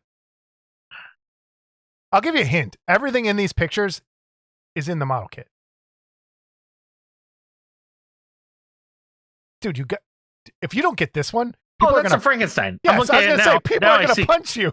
Yeah, it's Aurora Frankenstein. The Herculoids. Yep. 15 is what we're on. Yep. That looks like the Wonderful World of Disney. That's what that is. Okay. All right. Dude, you're smoking. Aurora Dracula. Holy shit. Okay. I got to switch pictures. All right. 17. All right. 17. God, thank God they put the corner of the thing on there. It's Viewmaster. Yes. 18 is the Strange Change Machine. Dude. Yes. 19. Ooh, this one's a toughie. Is a toughie. Let me give you a hint. If I could zoom on it. Escape Hatch did a model kit of this. I bought it. The reptile? No. A little older. I don't know. All right, we'll come back to that one. This big bright light, no idea. Number 20. Oh, 20. Okay, we'll come back to that. I know this one. I know 21. 21 is Creepy Crawlers. Yep. 22. This is Rob Madison would get this in a second. I know, because Rob Madison's responsible for Yeah, some of this. and he I'm has sure. he has a whole YouTube channel dedicated to this sort of thing. It's a board game. It Trouble. is. Yep. There you go. Wow. Pretty good though. I knew that. Yeah. And that's the version of Trouble that we had when I was a kid. Cool. Awesome. Number 23. Is that a Captain Action doll? That is a Captain Action doll. Okay. Number 24 is a Famous Monsters, I want to say Fear book, but I don't know what year. 71? 1970? No. It's a Famous Monsters. Maybe Famous Monsters put it out, but it's called something else here. I'm going to tell you. First one I'm going to tell you. Monster Makeup Handbook. Oh, I was just going to say that. I swear to God. Okay. All right. I'll give it to you. Okay. Okay. This next one is a book, and it's called, I want to say it's called Horror Movies by Dennis Giffen or something. Dude, your autism is showing. This is what this is. All right. Yes. This next one here. 26. I'm looking at 26. Hold on. I'm looking at that. Is that a ladybug? That's is that a customizing kit? Yeah. Which one? One. Aurora Monster Customizing Kit. That's what I have written. That's on my list. Yeah. Oh, okay. Yeah. So there were two of them. So, okay. All right. Next one. Ooh. That image is a tough image. You should know it, though. I can't believe you're just smoking through these. I don't know what that image is. All right, we'll come back to it. Hey, can we stand the thing? Thanks. 28. It's gonna be a long edit. We'll come back to it. 29? 29. Oh, I lost the slide. Hold on. Wait, are you cheating? No. 28. There they are. 27, I know. 28 looks like an old 7-Up ad or the electric company logo from No. PBS. No. All right, you're hung up on it. Keep going. 29.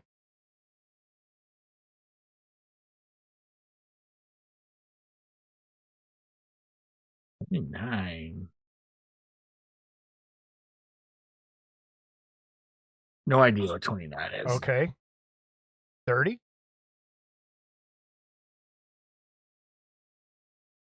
This is another game. Rob Madison. Oh, Witch? Nope. Green Ghost. Yes. Okay. 31. 31. Ooh, this is up my alley.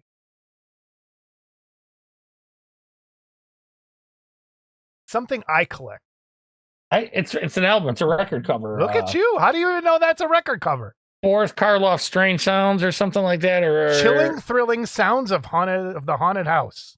With Boris Karloff, or it doesn't say? It doesn't say that. It just said it could be. Okay, so it's a haunted house album. Well, yes, that's close. And 32.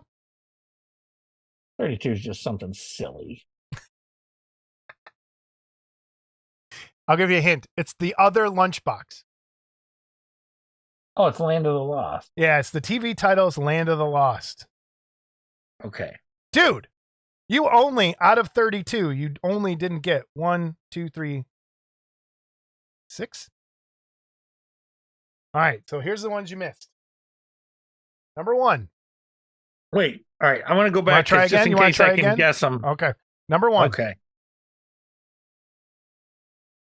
Move. And for the record, I swear to God, I did not give Scott the answers. Yeah. I have them. All right, I'm going to tell you. Go ahead. Slinky. Oh, yeah. It says moves right there. That's the giveaway, I think. Number 19. So now that was the only one on that one you didn't get. Number 19. Take a guess again.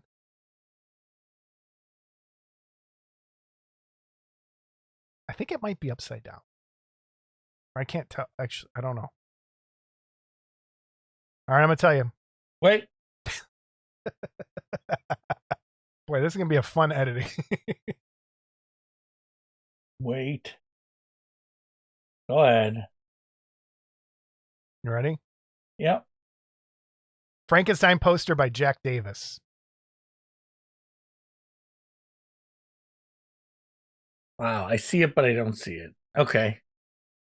And then number 20. Number 20. I'm going to ask, does that have something to do with Planet of the Apes? No. Okay. He meant in our interview, Matt McKeeby mentioned this line of Aurora models. Glow in the dark. Prehistoric scenes, Allosaurus. Man, that's a tough one. But You would okay. never. I don't think you would ever got that one. Okay, trouble. I got Number 27. Trixie Stretch and Beauty. I don't know. 27. Monster scenes, giant insect. I see it now. Yep. Yep. Okay. And then 28. I think the hardest one. If you don't have the answer. It almost looks like a Saturday morning advertisement. That's what throws you. It's not even close. It is the bat kite. The bat kite? I have to look that up. I don't even know. Okay. And then all right. 29. 29. That's lettering up at the top. That might give you a hint. Silly Putty. There you go. That's it, dude. That's pretty good. And I think if you I didn't had do bad. Yeah, no. If you had the answers in front of you like everyone did and had to kind of match the right one, you would have been on that list. Well done, Scott. I'm impressed. Oh, wait a minute. Wait a minute. This came out and the answers were there and all They you had to had do was match 60. They had 64 possible answers and they had to match the right ones. them? Oh, and you did it without I know. And you did it without even seeing the answer. So very good. Very, very good. Okay, there we go. So awesome. Thank you, Avram Buchanan. Thank you, Todd Powell. Thank you, Michael Berglund. Thank you, Matt McKeeby, for making the beginning of this episode pretty awesome. And congratulations to all the winners. Avram will get to you and get that stuff out. And please subscribe to our channel. And all you folks that came over here to see who won that aren't subscribed to our channel. Yeah. Please subscribe. Okay. You can turn off notifications and never watch again. But please subscribe. And don't let our faces scare you away. But this is look, awesome. Trixie's here. Trixie's here most times. Look at it. I can't. Yeah, this will be cool to do more of this sort of thing. So awesome. All right. We're going to go into our normal episode now. News and reviews, Scott. All right. I think the biggest bit of news. Well, we didn't have a lot, so I thought that I could play the extended version. Okay. Our biggest bit of news is right here. Pestilence Labs got a much more professional looking banner for their Facebook group. Thank the Lord. Well done. Okay. Well done, guys. Like, Mark didn't do this. No, I don't think he did. Okay. Mark's lucky he can spell pestilence, frankly. Okay. So it's. I think this was the biggest news story of the last 2 weeks. But man, well done. Thanks for classing up the joint over there. Looking pretty good. About time. And if you would like to buy a kit from Pestilence Labs, the link will be down below. Any of these that you see here. And there's some pretty other cool stuff over there. So, whew. All right. From We Jerry have Frade. a Pestilence Labs contest. Like, which ones for Scott's ideas? That's not a bad idea. All right. From Jerry Frade. I put this in last episode, but I got the official email right after we had recorded. So, hi, Jason and Scott. Thank you again to both of you for having me on. I was initially nervous, but things got better right away. I had a blast. Here are some pics of the Swan if you want to share. He is $75 plus shipping. I will send you guys one for a giveaway soon. Awesome. Thank you. The next kit in the series are being worked on. Hope to have a sneak peek for you soon. Very excited. Thank you guys for what you do, Jerry Frade. So this bust, I think, is an awesome bust. I love that it captures that scene perfectly, and it has in there what it needs to. It's fantastic. $75 is a steal. Very cool kit. The Luther kit is there as well. Got that picture. I still want to punch that guy in the face. But I'm interested. The next one, I don't know what the next one is yet. I don't think he sent me a thing. So very cool. Head on over to Just Paint It on YouTube, Just Paint It on Instagram, Just Paint It on Facebook. Jerry Frade's a great guy. Some really great stuff he's got coming. Cool stuff. Oops. That one I got to skip. So we got to go back to us. All right. Nostalgic Resin Productions is back with some new things. And their first up is the Baltimore Bard 3D resin bust, 7 1/4 inches tall, $80 shipped to the lower 48. Message Nostalgic Resin Productions and David Horvath to get on the list. 3 to 4 weeks shipping right now because he's, I think, putting out a lot of stuff. We got some other sneak peeks here too. So yeah, very cool. Yeah, and he's only got little wimpy printers too. He don't have no big printer. Oh. He don't have no man printer. And hey, coming from someone else who had a Edgar Allan Poe kit, what do you think? To quote his wife, his is not as big as mine. Printer, that is. Printer. What do you think of the Edgar Allan Poe, Scott? I like it. Yeah, I do like it. I like the elements that are on there. All right, up next, we have this. It's his. Oh shit, I don't remember. Did he have a name? Does he have a name yet? I don't think he has a name. I know who it is. I don't know. Well, you can say who it is. He does not have an official name, I don't think, chosen yet. He didn't send it to us. Scott, tell us who it is. Zita Johan, I think. From The Mummy, from Karloff's Money. The original Mummy. And it's going to be available in 1/6 and 1/8. Probably early October is when he's looking to have them out and ready. Price is to be determined still, but it's coming along. It's really, I love the elegance to this. It's right from a movie still, too. Really cool. Mm-hmm. And then, I think the thing I'm most excited for Nostalgic Resin Production is Pee-wee. This is so cool. And I'm glad someone's doing it because I can't, has there ever been a Pee-wee kit? I can't remember one. Did Bulkley ever do one? Did someone way back when? I don't remember ever seeing a Pee-wee kit. And someone on his Facebook page said hard pass. And I was like, what? Come on. Who wouldn't want this? That is cool. So this Lost is being worked Love on. is the name of that kit. What is it? Lost Love. Oh, Lost Love. Okay, there we go. There we go. And then Pee-wee's coming. Up next from Shadow Creations, Troy and Eric, is a re-release of the Jaeger Classic 1 originally put out by Exo Facto. The one that started it all, basically. Yeah. And I bought this. I loved this kit right from the beginning when it came out. And I'll tell you why. First of all, the posture of the monster was perfect from this scene. Okay. Second of all, and I know they've done a separate head for this, I still prefer the original head because the original head just shows the anguish that the monster had at that point because of all the fire and all this. I do like that they added the fire. It's hard though, because to me, fire never quite looks real. It's hard to paint. Kit, and it's hard. It's hard to do.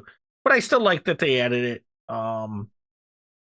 And I do wonder. And I'm sure those pieces are probably optional, I would guess. Yeah, I'm sure they are. And I do wonder though, if Troy is maybe going to offer the new head. Okay, Troy, here's an idea. Offer the new head and the fire pieces to those of us that already own this kit. That might be kind of cool. Okay, so I'm just Yeah, I'm just putting it out there. Yeah. Putting it out there. So Cool. the new head is nice. Don't get me wrong. Okay, but yeah, from, it from looks my exactly opinion like it should. is, given the scene, I would still go with the original head because he's a little too calm with this other one. Okay, Magnetize it, swap them out on the fly when you want to. that too. Yeah, Yeah. you could obviously do that too. But no, it's cool to see it coming back. Again, I really thought this piece captured just the whole scene when it came out. Okay, real quick, just you and I, if you had to rank your top 3 Jaeger classics, what are they? Oh dear God! Rank them how? My favorites? Yeah, your favorite. What I think are the best ones? No, just your favorites. Well, that's tough still.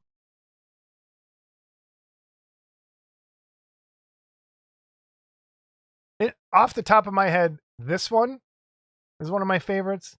The Mummy with the crates where he's like standing. I like that Mummy. The Mummy is up there for okay. I shouldn't say this either because I sold mine. But okay, so I'm gonna go with the Jaeger Classics, I think 9, the Phantom and Christine. Okay. I think it's perfect. It's perfect sculpt. It's beautiful. The detail on her dress is fantastic.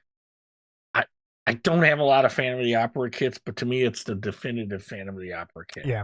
So to me, that's one of them. My other favorite one is the Wolfman jumping after the bat. Yeah, I have that. Yeah. I always thought that was a cool scene. I have an original casting by Mark Brokaw with the metal rod in it. And I think the new castings have metal rods in them too, as a matter of fact. So I really like that one. The Tom Tyler Mummy is a beautiful, beautiful sculpt. I sold mine because I wasn't a big fan of the Tom Tyler Mummy per se. Yeah. And I don't have seller's remorse, but that was still one of my favorite ones. Yeah. It was still one of my favorite ones. So cool. All right, back to Shadow Creations. They put out a sneak peek the other day. And here it is. And it's something I talked about and I'm glad he's doing that. Is more, and it came up on the show, more rock and roll music kits. So it looks like this is the first in a series of rock and roll music tributes pieces. To Rush, and it's more specifically to the drummer of Rush. I don't know if it'll be Neil Peart. Yep. Were you a big Rush fan, Scott? So I am not.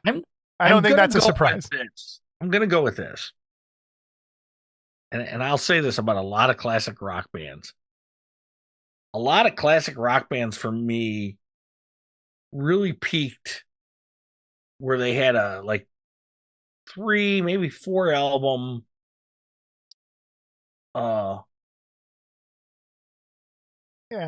apex.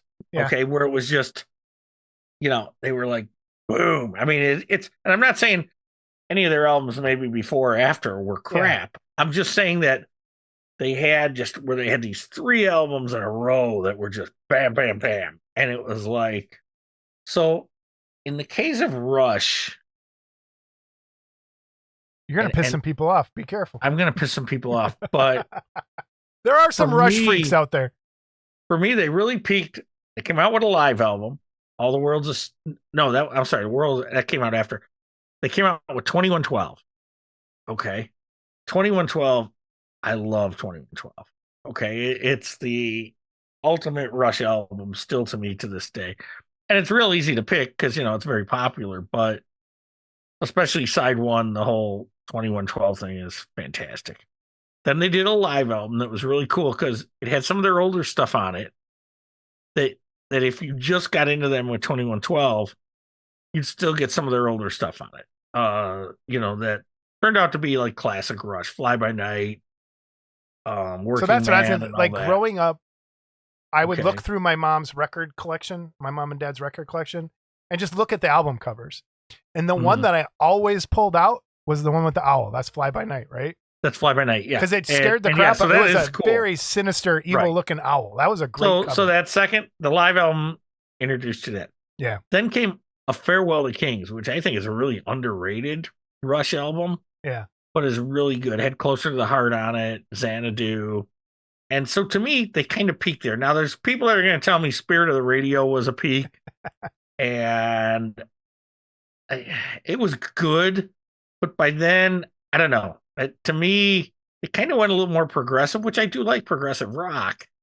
Yeah. But I thought that was your thing. Like you're the and the Rush prog to rock me guy. too. A lot of these albums, I didn't love the whole album, but I loved songs on the album. And I did go to their farewell tour. It was really great. Cool. It's a shame. Geddy Lee couldn't sing like he used to, but geez, he used to sing with such a high, screaming voice. But they're fantastic musicians. Neil Peart is probably the best, if not one of the best rock drummers of all time. So, I'm curious to see if this is going to be a younger Neil Peart, an older Neil Peart, or dead or zombie Neil Peart. Zombie Neil Peart, yeah, that's great. Okay, but what's funny to me is I was a big Yes fan, still am.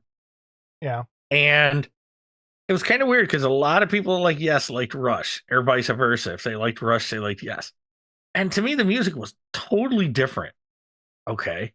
But it was progressive rock, so maybe that's where the connection was. I don't know. But to me, Yes was true progressive rock. Rush had a little heavy metal in it, especially early on, in my opinion. Yeah. So, all right, let's do a Well winner update. What we got from Well? Well winner, man, another dream piece of mine. Henry Hawk. Henry. Now, someone told me he spelled it wrong, but if you look it up, he did not spell it wrong. Okay. And Henry Hawk was a chicken hawk. Yeah. And Foghorn Leghorn was always trying to show him the ropes. And it's one of the ones I remember. Like I remember Henry had cartoon. a little bit of an attitude, Yeah. And so I really like this. I don't know if I'm in love with the nameplate, but I like the piece. Yeah. Okay, who's this next one? I don't know this one. Again, so this is from a Woody Woodpecker cartoon, I believe is what he said. I don't know the names of the characters, but it's from a specific cartoon. Okay. And again, I will just say, glad I'm not printing one. I probably will end up printing one for somebody. But those feathers, I wonder how those look from behind. Did we get a behind shot? Or no, or you didn't pick it up? No, I didn't get it back. No. But yeah, that would be an interesting print. Gonna be fun. But all of his stuff prints pretty well. And then Egghead Jr. Egghead Jr. And I don't know if you zoomed in on the book Egghead Jr. was reading there. That's pretty good. It's all about 3D printing. Acme. Yes. That's pretty good. Awesome. So Great Egghead stuff Jr. from is Well kind again. of loosely based on Tweety. Yeah. Okay, obviously, but it's a fun piece. Looks like a fun piece. And and then again, Wells got a really good Patreon. He's got some cool stuff, some Wacky Racer stuff. I think Bobby's World, for those of you that grew up with that, there's going to be a Bobby's World. There's another Globetrotter coming soon. Bobby's World. Yeah, the last Globetrotter, I think. Cool. All right. I have from Dyke Lake Art from Ina. The Nosferatu that she did a while back, she turned into a bust. So I have this available here soon if someone would want one of those. And coming up soon is Frankenhooker, which I am super excited for. An awesome Frankenhooker coming. So I just hope she keeps she's fallen into the trap though of the polls. So on Patreon, a lot of the people do a poll as to what gets printed next. And this next month, actually, Scott, let me pause here for a moment. A lot of the Patreons they let the patrons vote for what gets sculpted next. And to me, I don't like it. because you end up getting the same thing over and over and over and over from different sculptors, because everyone just loves their one thing. And if they want that same version of the, like, and I wish the sculptors would just sculpt what they want. And if it's something I like, great. If not, I won't get it. But I get that it lets people kind of feel interacted in the Patreon and all that. So, but there's some of that. So far, Ina has done Creature from the Black Lagoon, her version of the monster, her version of the creature, her version of Nosferatu, and her version of the Mummy, which just came out. And so up this month, these are the choices that people got to vote on, Scott. Bram Stoker, Dracula. Giger's Alien. I don't know why I said Giger. The Tall Man from Phantasm. Dracula 1931. The Wolfman 1941. Beetlejuice, and Mia Goth from Pearl. So, Scott, out of those choices, which one would you have voted for? Want me to repeat again? No, you don't have to. Dracula 31, probably. That's what I figured. That Wolfman would have been my second choice. So Wolfman is tied for last place at 6% with me, and that's my problem with these polls. Is if you're going to do those other ones, you got to do the Dracula, you got to do the Wolfman. Exactly. You got to. What do you think won out of those? Give me the list again. Dracula from Bram Stoker, old man with the buns on his head. Giger Alien. Never mind. Giger Alien. It didn't win, which I'm shocked. Then Beetlejuice won. It did not win either. Wow. Please tell me Tall Man did not win. Dracula from Bram Stoker won. Which, how many of those are out there? Like, and I get it. But again, these people that vote on this don't know that. They don't know that. Right. Exactly. Okay. That's my point. Whereas someone like us, we're like, oh man, there's 50 of those. I want this. Guess which one I voted for? Phantasm. Yes. Tall Man. Oh my God. Why wouldn't you vote for the Tall Man? This is Ina's wheelhouse, is these 80s classic horror movies. And Tall Man is the one that everyone should have voted for. What's wrong with you people? It only got in at 13. Jason said so, and if Jason says so, that's what you should do. 13% on that. So Beetlejuice 19. So let me give you the rundown. 22% of the people voted for Bram Stoker's Dracula. 16 voted for Giger's Alien. 13 for the Tall Man. 19 Dracula 1931. 6% for the Wolfman Man. 19 for Beetlejuice, and 6% for Mia Goth from Pearl. Oh, I want a Tall Man so bad. And this is why I don't like the polls. I just don't, because I always end up on the losing end of the polls. Always. Always. On all of them. Do you know why? Because I like weird stuff. Because you like shit. That's why. I like weird stuff. Okay. All right. So the next thing up, I hold just want to... Hold on. What? Hold on. What? I want to touch on something here. Mm-hmm. I don't know that I have a single Nosferatu kit in my collection. So I want to start by saying that. Okay. Just never a character that appealed to me. But I think the sculpt of the figure was beautiful, and I think the sculpt of the bust is beautiful. That being said, I know one of your pet peeves is arms on a bust. Okay. And I get it. Sometimes it looks really funky. Sometimes it doesn't. I'm going to tell you that on this bust, it doesn't look funky at all. I think it's perfect. Yeah, I think it works on this one. I think it works. Okay, so I think it works on that one. Yes, I am not a huge fan of the missing elbows. Like, I want to see the arm. It's just me. And but see, if you look at this, the way she cut it, it's perfect. Yeah, it's like the elbows are there, but she cut it there. And okay. Please, Paul, don't get mad at me because you're going to get me in trouble with Paul and the people that do those versions. My problem with those were and maybe there's a way to fix it. Because the Phantasm one I got from Troy Nehart has the Tall Man and it has one of those hands, and it's just kind of stuck onto his chest like this, where it needs that elbow to kind of get to make it look right for me. The problem with those for me is they look perfect from one angle. Like they're meant to be looked at from one direction. Whereas I like to be able to see things from all the way, from every angle. And when you start turning those, then they look kind of wonky. It's my Well, only this problem. might look wonky from the side too. Right. But But dead on, it looks perfect. Like it's awesome. So, all right. Real quick. And Paul, direct your phone call to him. No. Not to me. You saw who brought it up. That guy. I brought it up, but I didn't mention names. Okay. You mentioned names. You deal with the phone call. Get him, Paul. Get him. Well, here's the poll. You can see the little web window. Oh,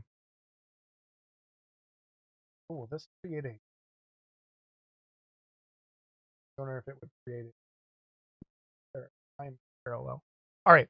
So real quick then, CA3D Studios has some really good kits out this month. They have this Hades, and I think this mask is really good. Like way better. The Dark Horse one was one of the first. This blows the Dark Horse. Yeah, that was one of the first kits I ever painted. But I think the Dark Horse one was more based in the comic. Oh yeah, totally. Of course, this probably is too. But yeah, but I love the face on this. Like it's awesome. So I'm going to critique something here. Go ahead. I'm going to go off on you 3D sculptors again. Okay. So for someone that wants this kit, okay, and wants to build it, what's wrong, Jason?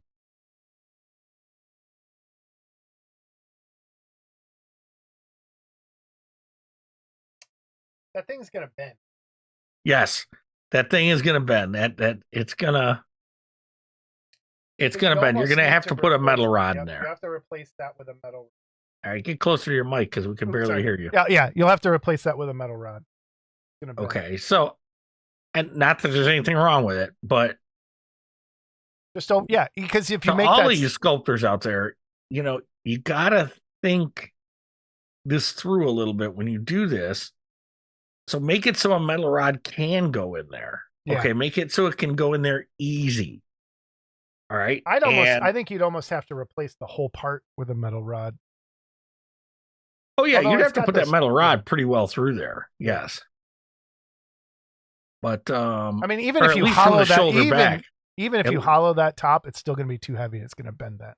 Absolutely. Oh, it's still going to bend it. You would have to. I could say you could metal rod from the hand to that piece. Yeah. And leave the handle sticking out as resin. You could do that. Yeah. You'd have to drill that out, and then you'd have to print that hand solid. Yep. So that which you would print that hand solid anyway. So anyway, it's just a little bitch I have. I want to go back to the Hades. I like the Hades, but I like that Hades that came out not too long ago, and I forgot who did that. Was that? Oh, it's the same group, but that's the animated version. Yeah, and I really liked that. It was animated, but it was real. Disney, but it was They did another one. What was the one that just came out this? They have a sculptor on their team that's taking the Disney cartoons and doing like a kind of hybrid animated realism version like that Hades. They just did something else, and I can't remember what it is now. But man, he's been doing a series of Greek gods. I think Ares is the other one that came out this month. But this Hades is awesome. So, all right, Scott, guess what time it is? Wait, let me go back to us. Scott, guess what time I know it it's Saturday night. You know what pisses me off about doing this on a Saturday night too? Okay. We have to get in. We have Discord time after this. Well, yeah, Discord's going on. And that fucking Bill Wilson's in Florida, so he won't even be on. Actually, to irritate he just messaged me, I think. Okay. Did he? From Florida. Scott, Bill, stop thinking about me while you're on vacation. I know. Bill's on the lazy river going, I wish Scott was here. I could hold his hand and, So we have emails, voicemails, and correction. We got a lot going on this episode. So we're going to jump right into that stuff. And we are going to start with voicemails. And there it is. All right. Ready? Go. Go. Yes, this is Soylent Green Farm. Your order of 30 pounds of Soylent Green hamburgers has been ordered today. Will ship out late August. Farm red, farm bread, farm refreshness, and all for you, Jason Walker. Enjoy your barbecue. Have a nice day. Bye. Yeah, we should have some Soylent Green burgers for the barbecue. All right. And we have the Joker. This is the Joker. I'm going to invite some few friends to your barbecue. Yes. I'll invite, let's see, Firefly. Oh, I love fire. Charbroiled got buns to perfection. Very good. There'll be other guests coming too. Not Harvey. No, he's too ugly to look at. But there's some other guests. A clown or two besides myself and Harley. Goodbye for now. I love how he said, I love fire. Who knows about you loving fire? I don't know. Lance Woods?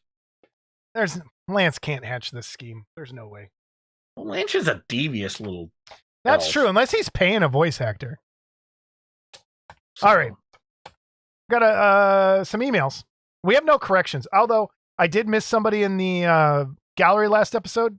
They will be in there this episode. If I ever forget to put your pictures in, just remind me. Probably just fell through the cracks. All right. And thank you for being cool about me missing those. From Logan Torres. This kid writes like you read, but go ahead. That's true. And you would think I would be able to translate, but it doesn't work out. Bad, lazy sculpting. Should be a subject talked about on Model Club. A lot of people back in the 90s did quick sculpts just to cash in on the craze. I have a few. I look at them. They could be more refined. Lines, fingerprints, rough texture that shouldn't be there. I have a Batman bust that I have a Batman bust that I have to use a lot of epoxy sculpt to even it out. I'm sure Scott can dig out of his collection his least favorites and name the sculptor. Likely they passed away or company. I think you've talked about it on the show. There were some people notorious for putting out sculptures that weren't finished just to get them out there. You want to tell that story again, or you want to elaborate on any of this? No, I don't want to go into that one. But I will say this. I did get a dungeon base that a deceased gentleman did. And when I got it, when I looked at it, it looked kind of cool. And probably from a distance, it still looked cool. But it was basically, he took balls of clay and just mashed them down to make them look like rocks. He did okay. But when you looked at the clay, the fingerprints were in every single one. Okay.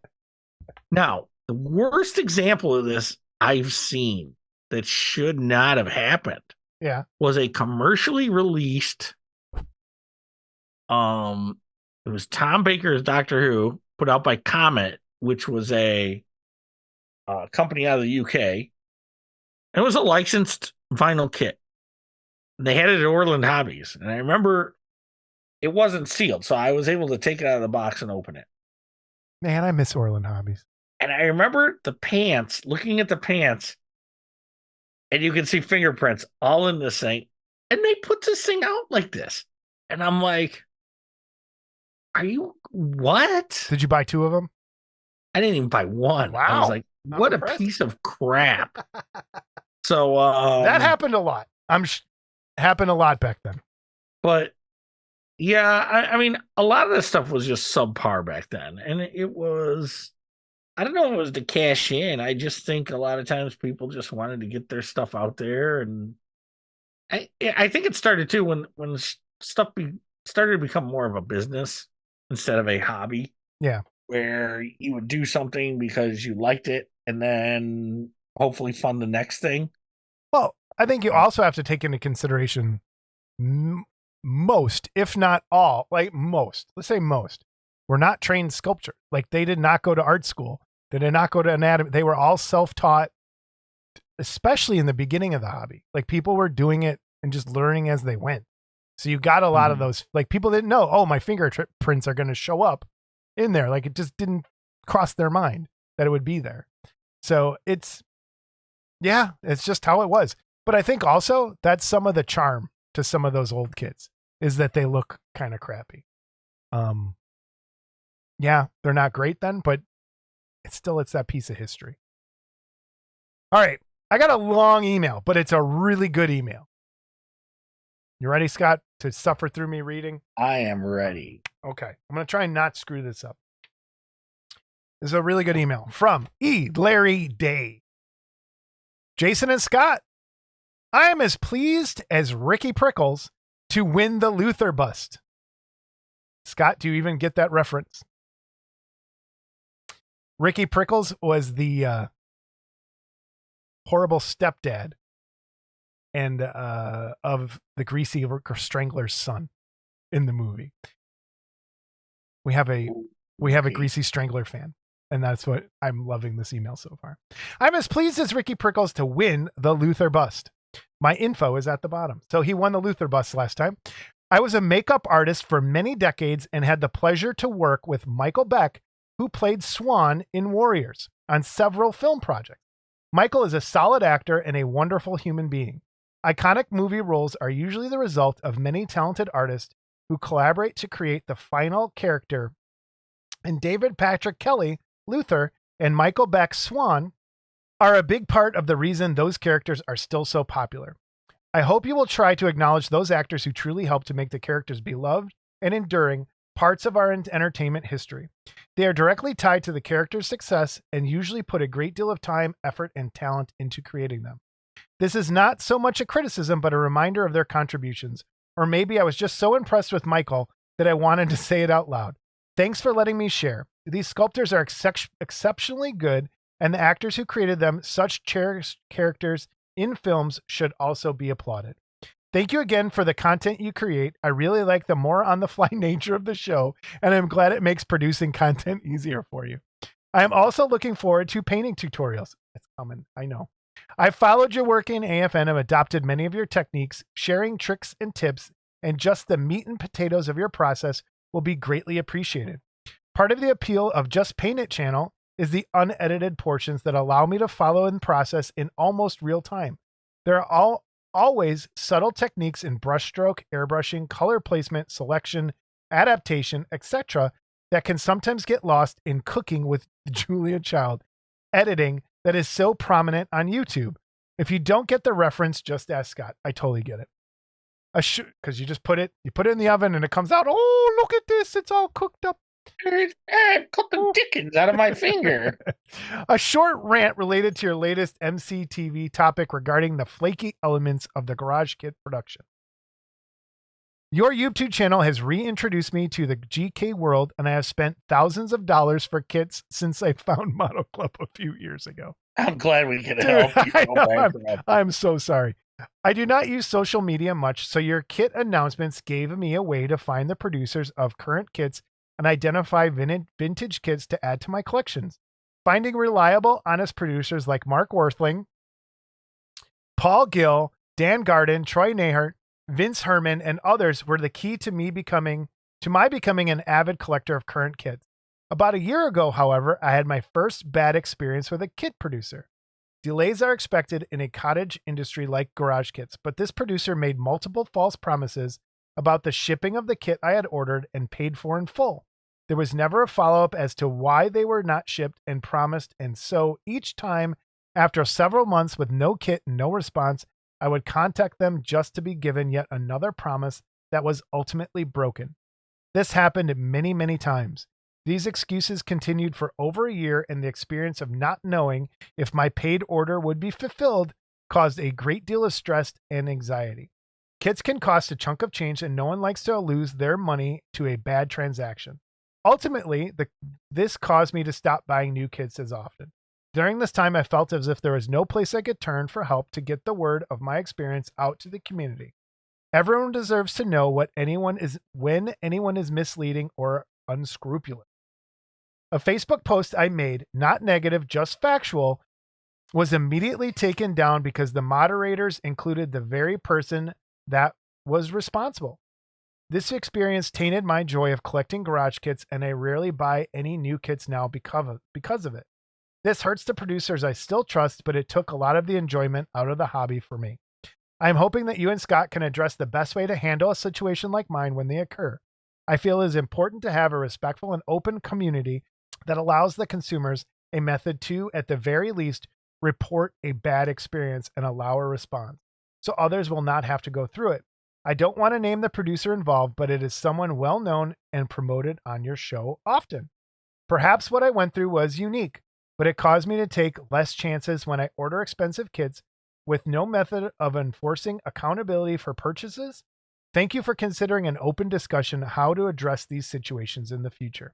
Oh, and an obvious thanks for highlighting the greasy strangler on a model in a movie. It has been one of my favorite films since it came out and truly stands unique against modern films. I find it interesting that it was partially funded by a grant from the British Film Institute. I have often tried to imagine the meeting of the board of directors when the script was first chosen for a grant, or what the final film was first screened to the board. I would love to have been a fly on the wall on that day. And if or when you choose Behind the Mask for model a movie, I would like to share info on the production because I was the department head of the film and created along with my team the costume for the boy in the movie. It is something I'm very proud of, and it is humbling that it has been cosplayed by many, not to mention the fantastic action figure that Neil DeConte produced and tons of fan art. Take care, much continued success, and thanks again for all your hard work and the Luther bust. E. Larry. Dude, awesome email. Thank you, E. Larry, for that. Thank you for the little, I'm glad I am not the only one that loves the greasy strangler, proving more that Brian is wrong. I will talk about, yes. I can't argue with that. When we do get that movie on there, we'll have you on, and we'll have you on as a guest to talk about it. Let's talk about his main concern in this email though, Scott. What do you do? What do you do? What's the best course of action when you're not getting your kit that you paid for? And it's let's say it is a non-eBay transaction. Mm-hmm. It is a garage kit, PayPal, friends and family, because that's how everyone wants them. Where it's hard, and I don't know who he's talking about. I suspect, just by the context of it, I know who it is, and I'll discuss it with you when we're off. But okay, because I don't have a guess. I really don't. And it's tough, and I've said it 100 times. Communication is the key.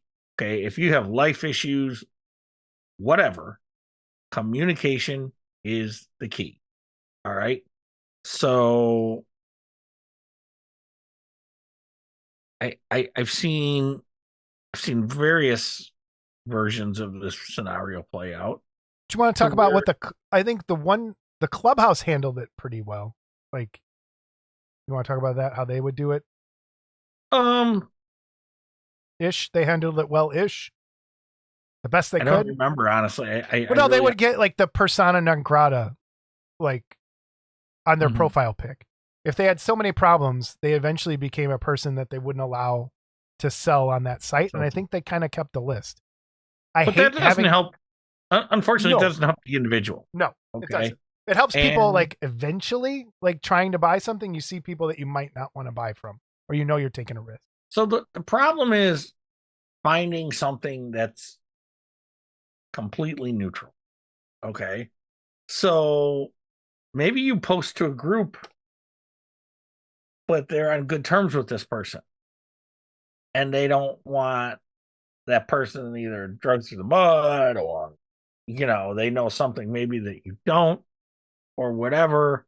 And so they delete the post. And again, I don't know the situation for sure. Mm.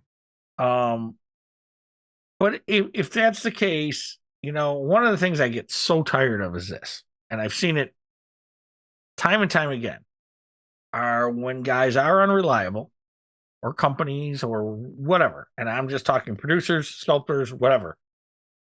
I've seen it so many times when they're unreliable, they get called out, and all of a sudden they're the victim. Okay? I'm the victim here. And screw that guy, I'm the victim. And it's like, wait a minute.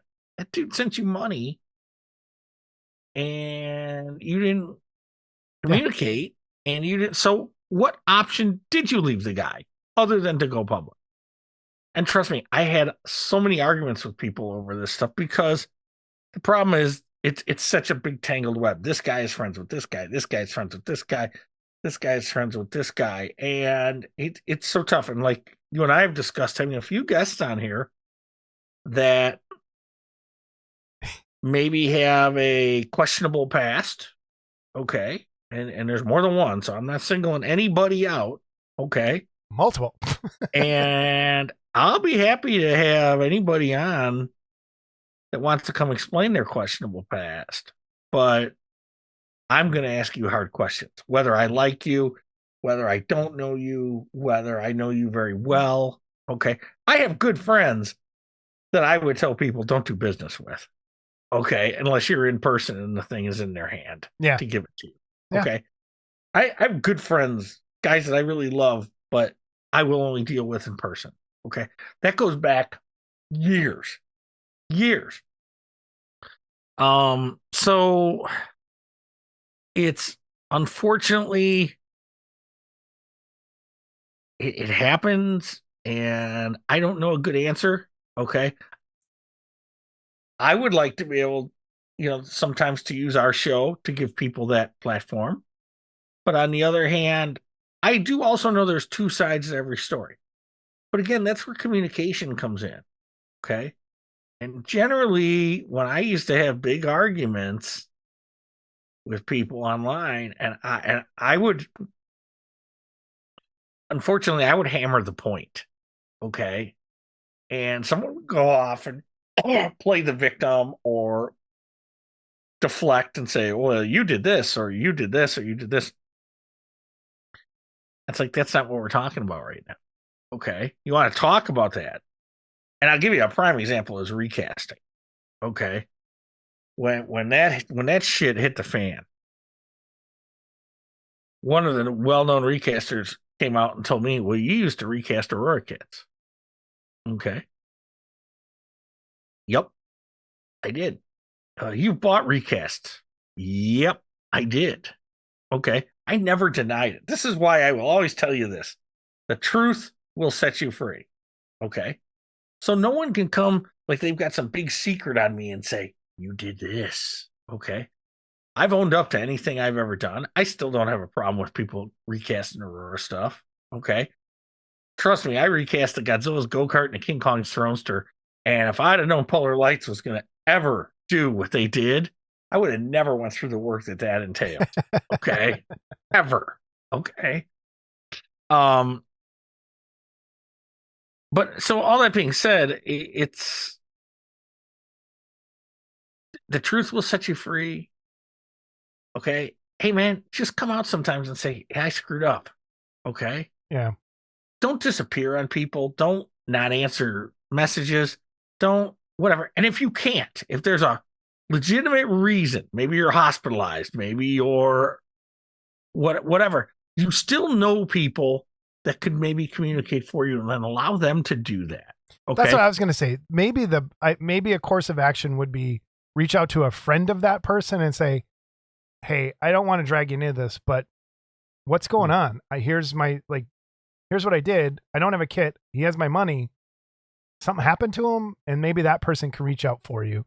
Okay. And I know people that have done that. I know people that have done that for people and reached out to people.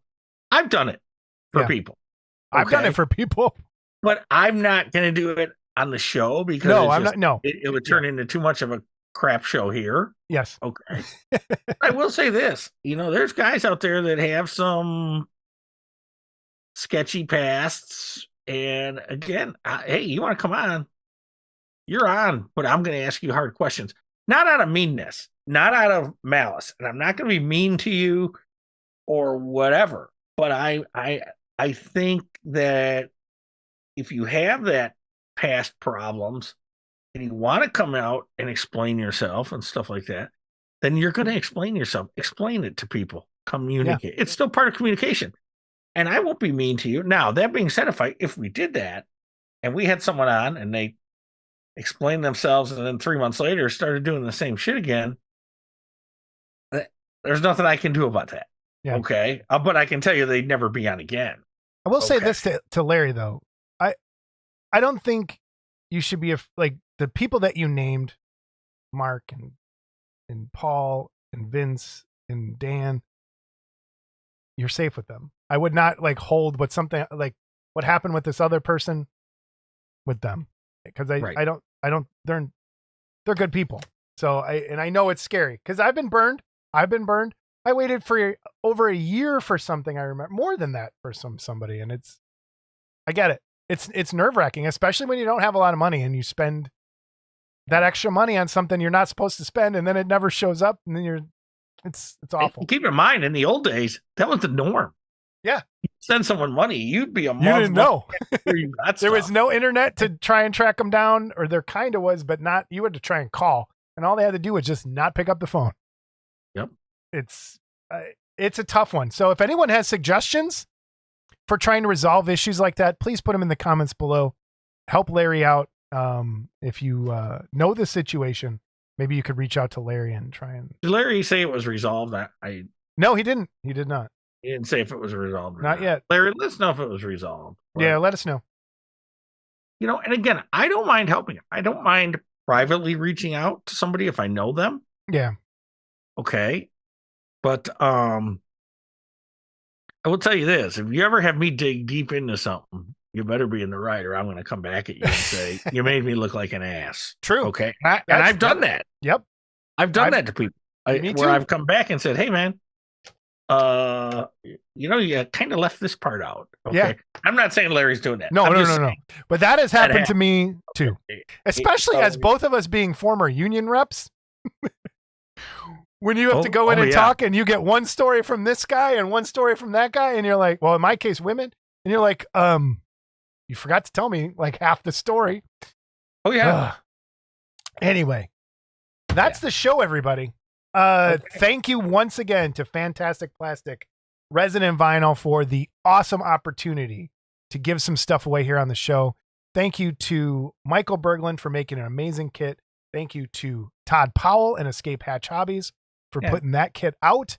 And thank you to Matt McKeeby for coming on and walking us through his buildup. On short notice. On short notice. Like, this all kind of came together in the last week. And we had planned on some other people. Everyone's schedule got messed up. So we're Ed Bradley and Eric Eskew, they're coming on. We're still having Rise. We're going to have on, should we? We got a pretty popular guy that people line up for at Wonderfest is probably going to be on September. We're aiming for that. And there's some other people in the works too. So good stuff coming down. Just, I go back to work on Monday and I am not happy about it. And shut up, retired man. I hate you. Sort of retired man. So I'll tell you a quick end of the episode story. So my next door neighbor is a tradesman, and sometimes he calls in the morning and they tell him, yeah, we don't have work. So last week he went, like the week before, he went Thursday, Friday, Monday, Tuesday, Wednesday, every day, no work. Right. So I go out there and I'm talking to him and he says, and then, I usually work 2 days a week, but I had to take a day off to take my sister to the airport. And so he said to me, he says, so I said, well, are you working tomorrow? And he goes, yeah. He goes, what about you? I go, yeah, I'm working tomorrow. So I see him the next day. He says, you work today? And I go, yep. I go, you? He goes, yep. He says, you working tomorrow? I go, nope. I go, you? He goes, yep. I go, yeah, it's a shame. And I went back in my house. And all I can think about is you going, yeah, good luck. Yeah, the guy with the pig kidney died. Good luck, and hanging up on me. So you're an ass. Wait, have we told that story on the air? I don't even know. Did we? Yeah. Yeah, I think we did. We did. I think. Oh, man. All right, everybody. We'll see you next episode. Episode 99 coming up.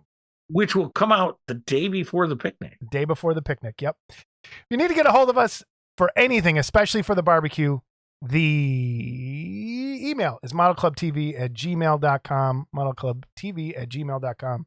And the voicemail number is 708-816-4299, 708-816-4299. But if you need directions or hotel information or anything like that, reach out to one of us on social media, on Facebook, or send me an email. I can always talk to you on the phone and walk you through some stuff. So we'll see you next time, episode 99. $99? Bye, everybody. 99? 99?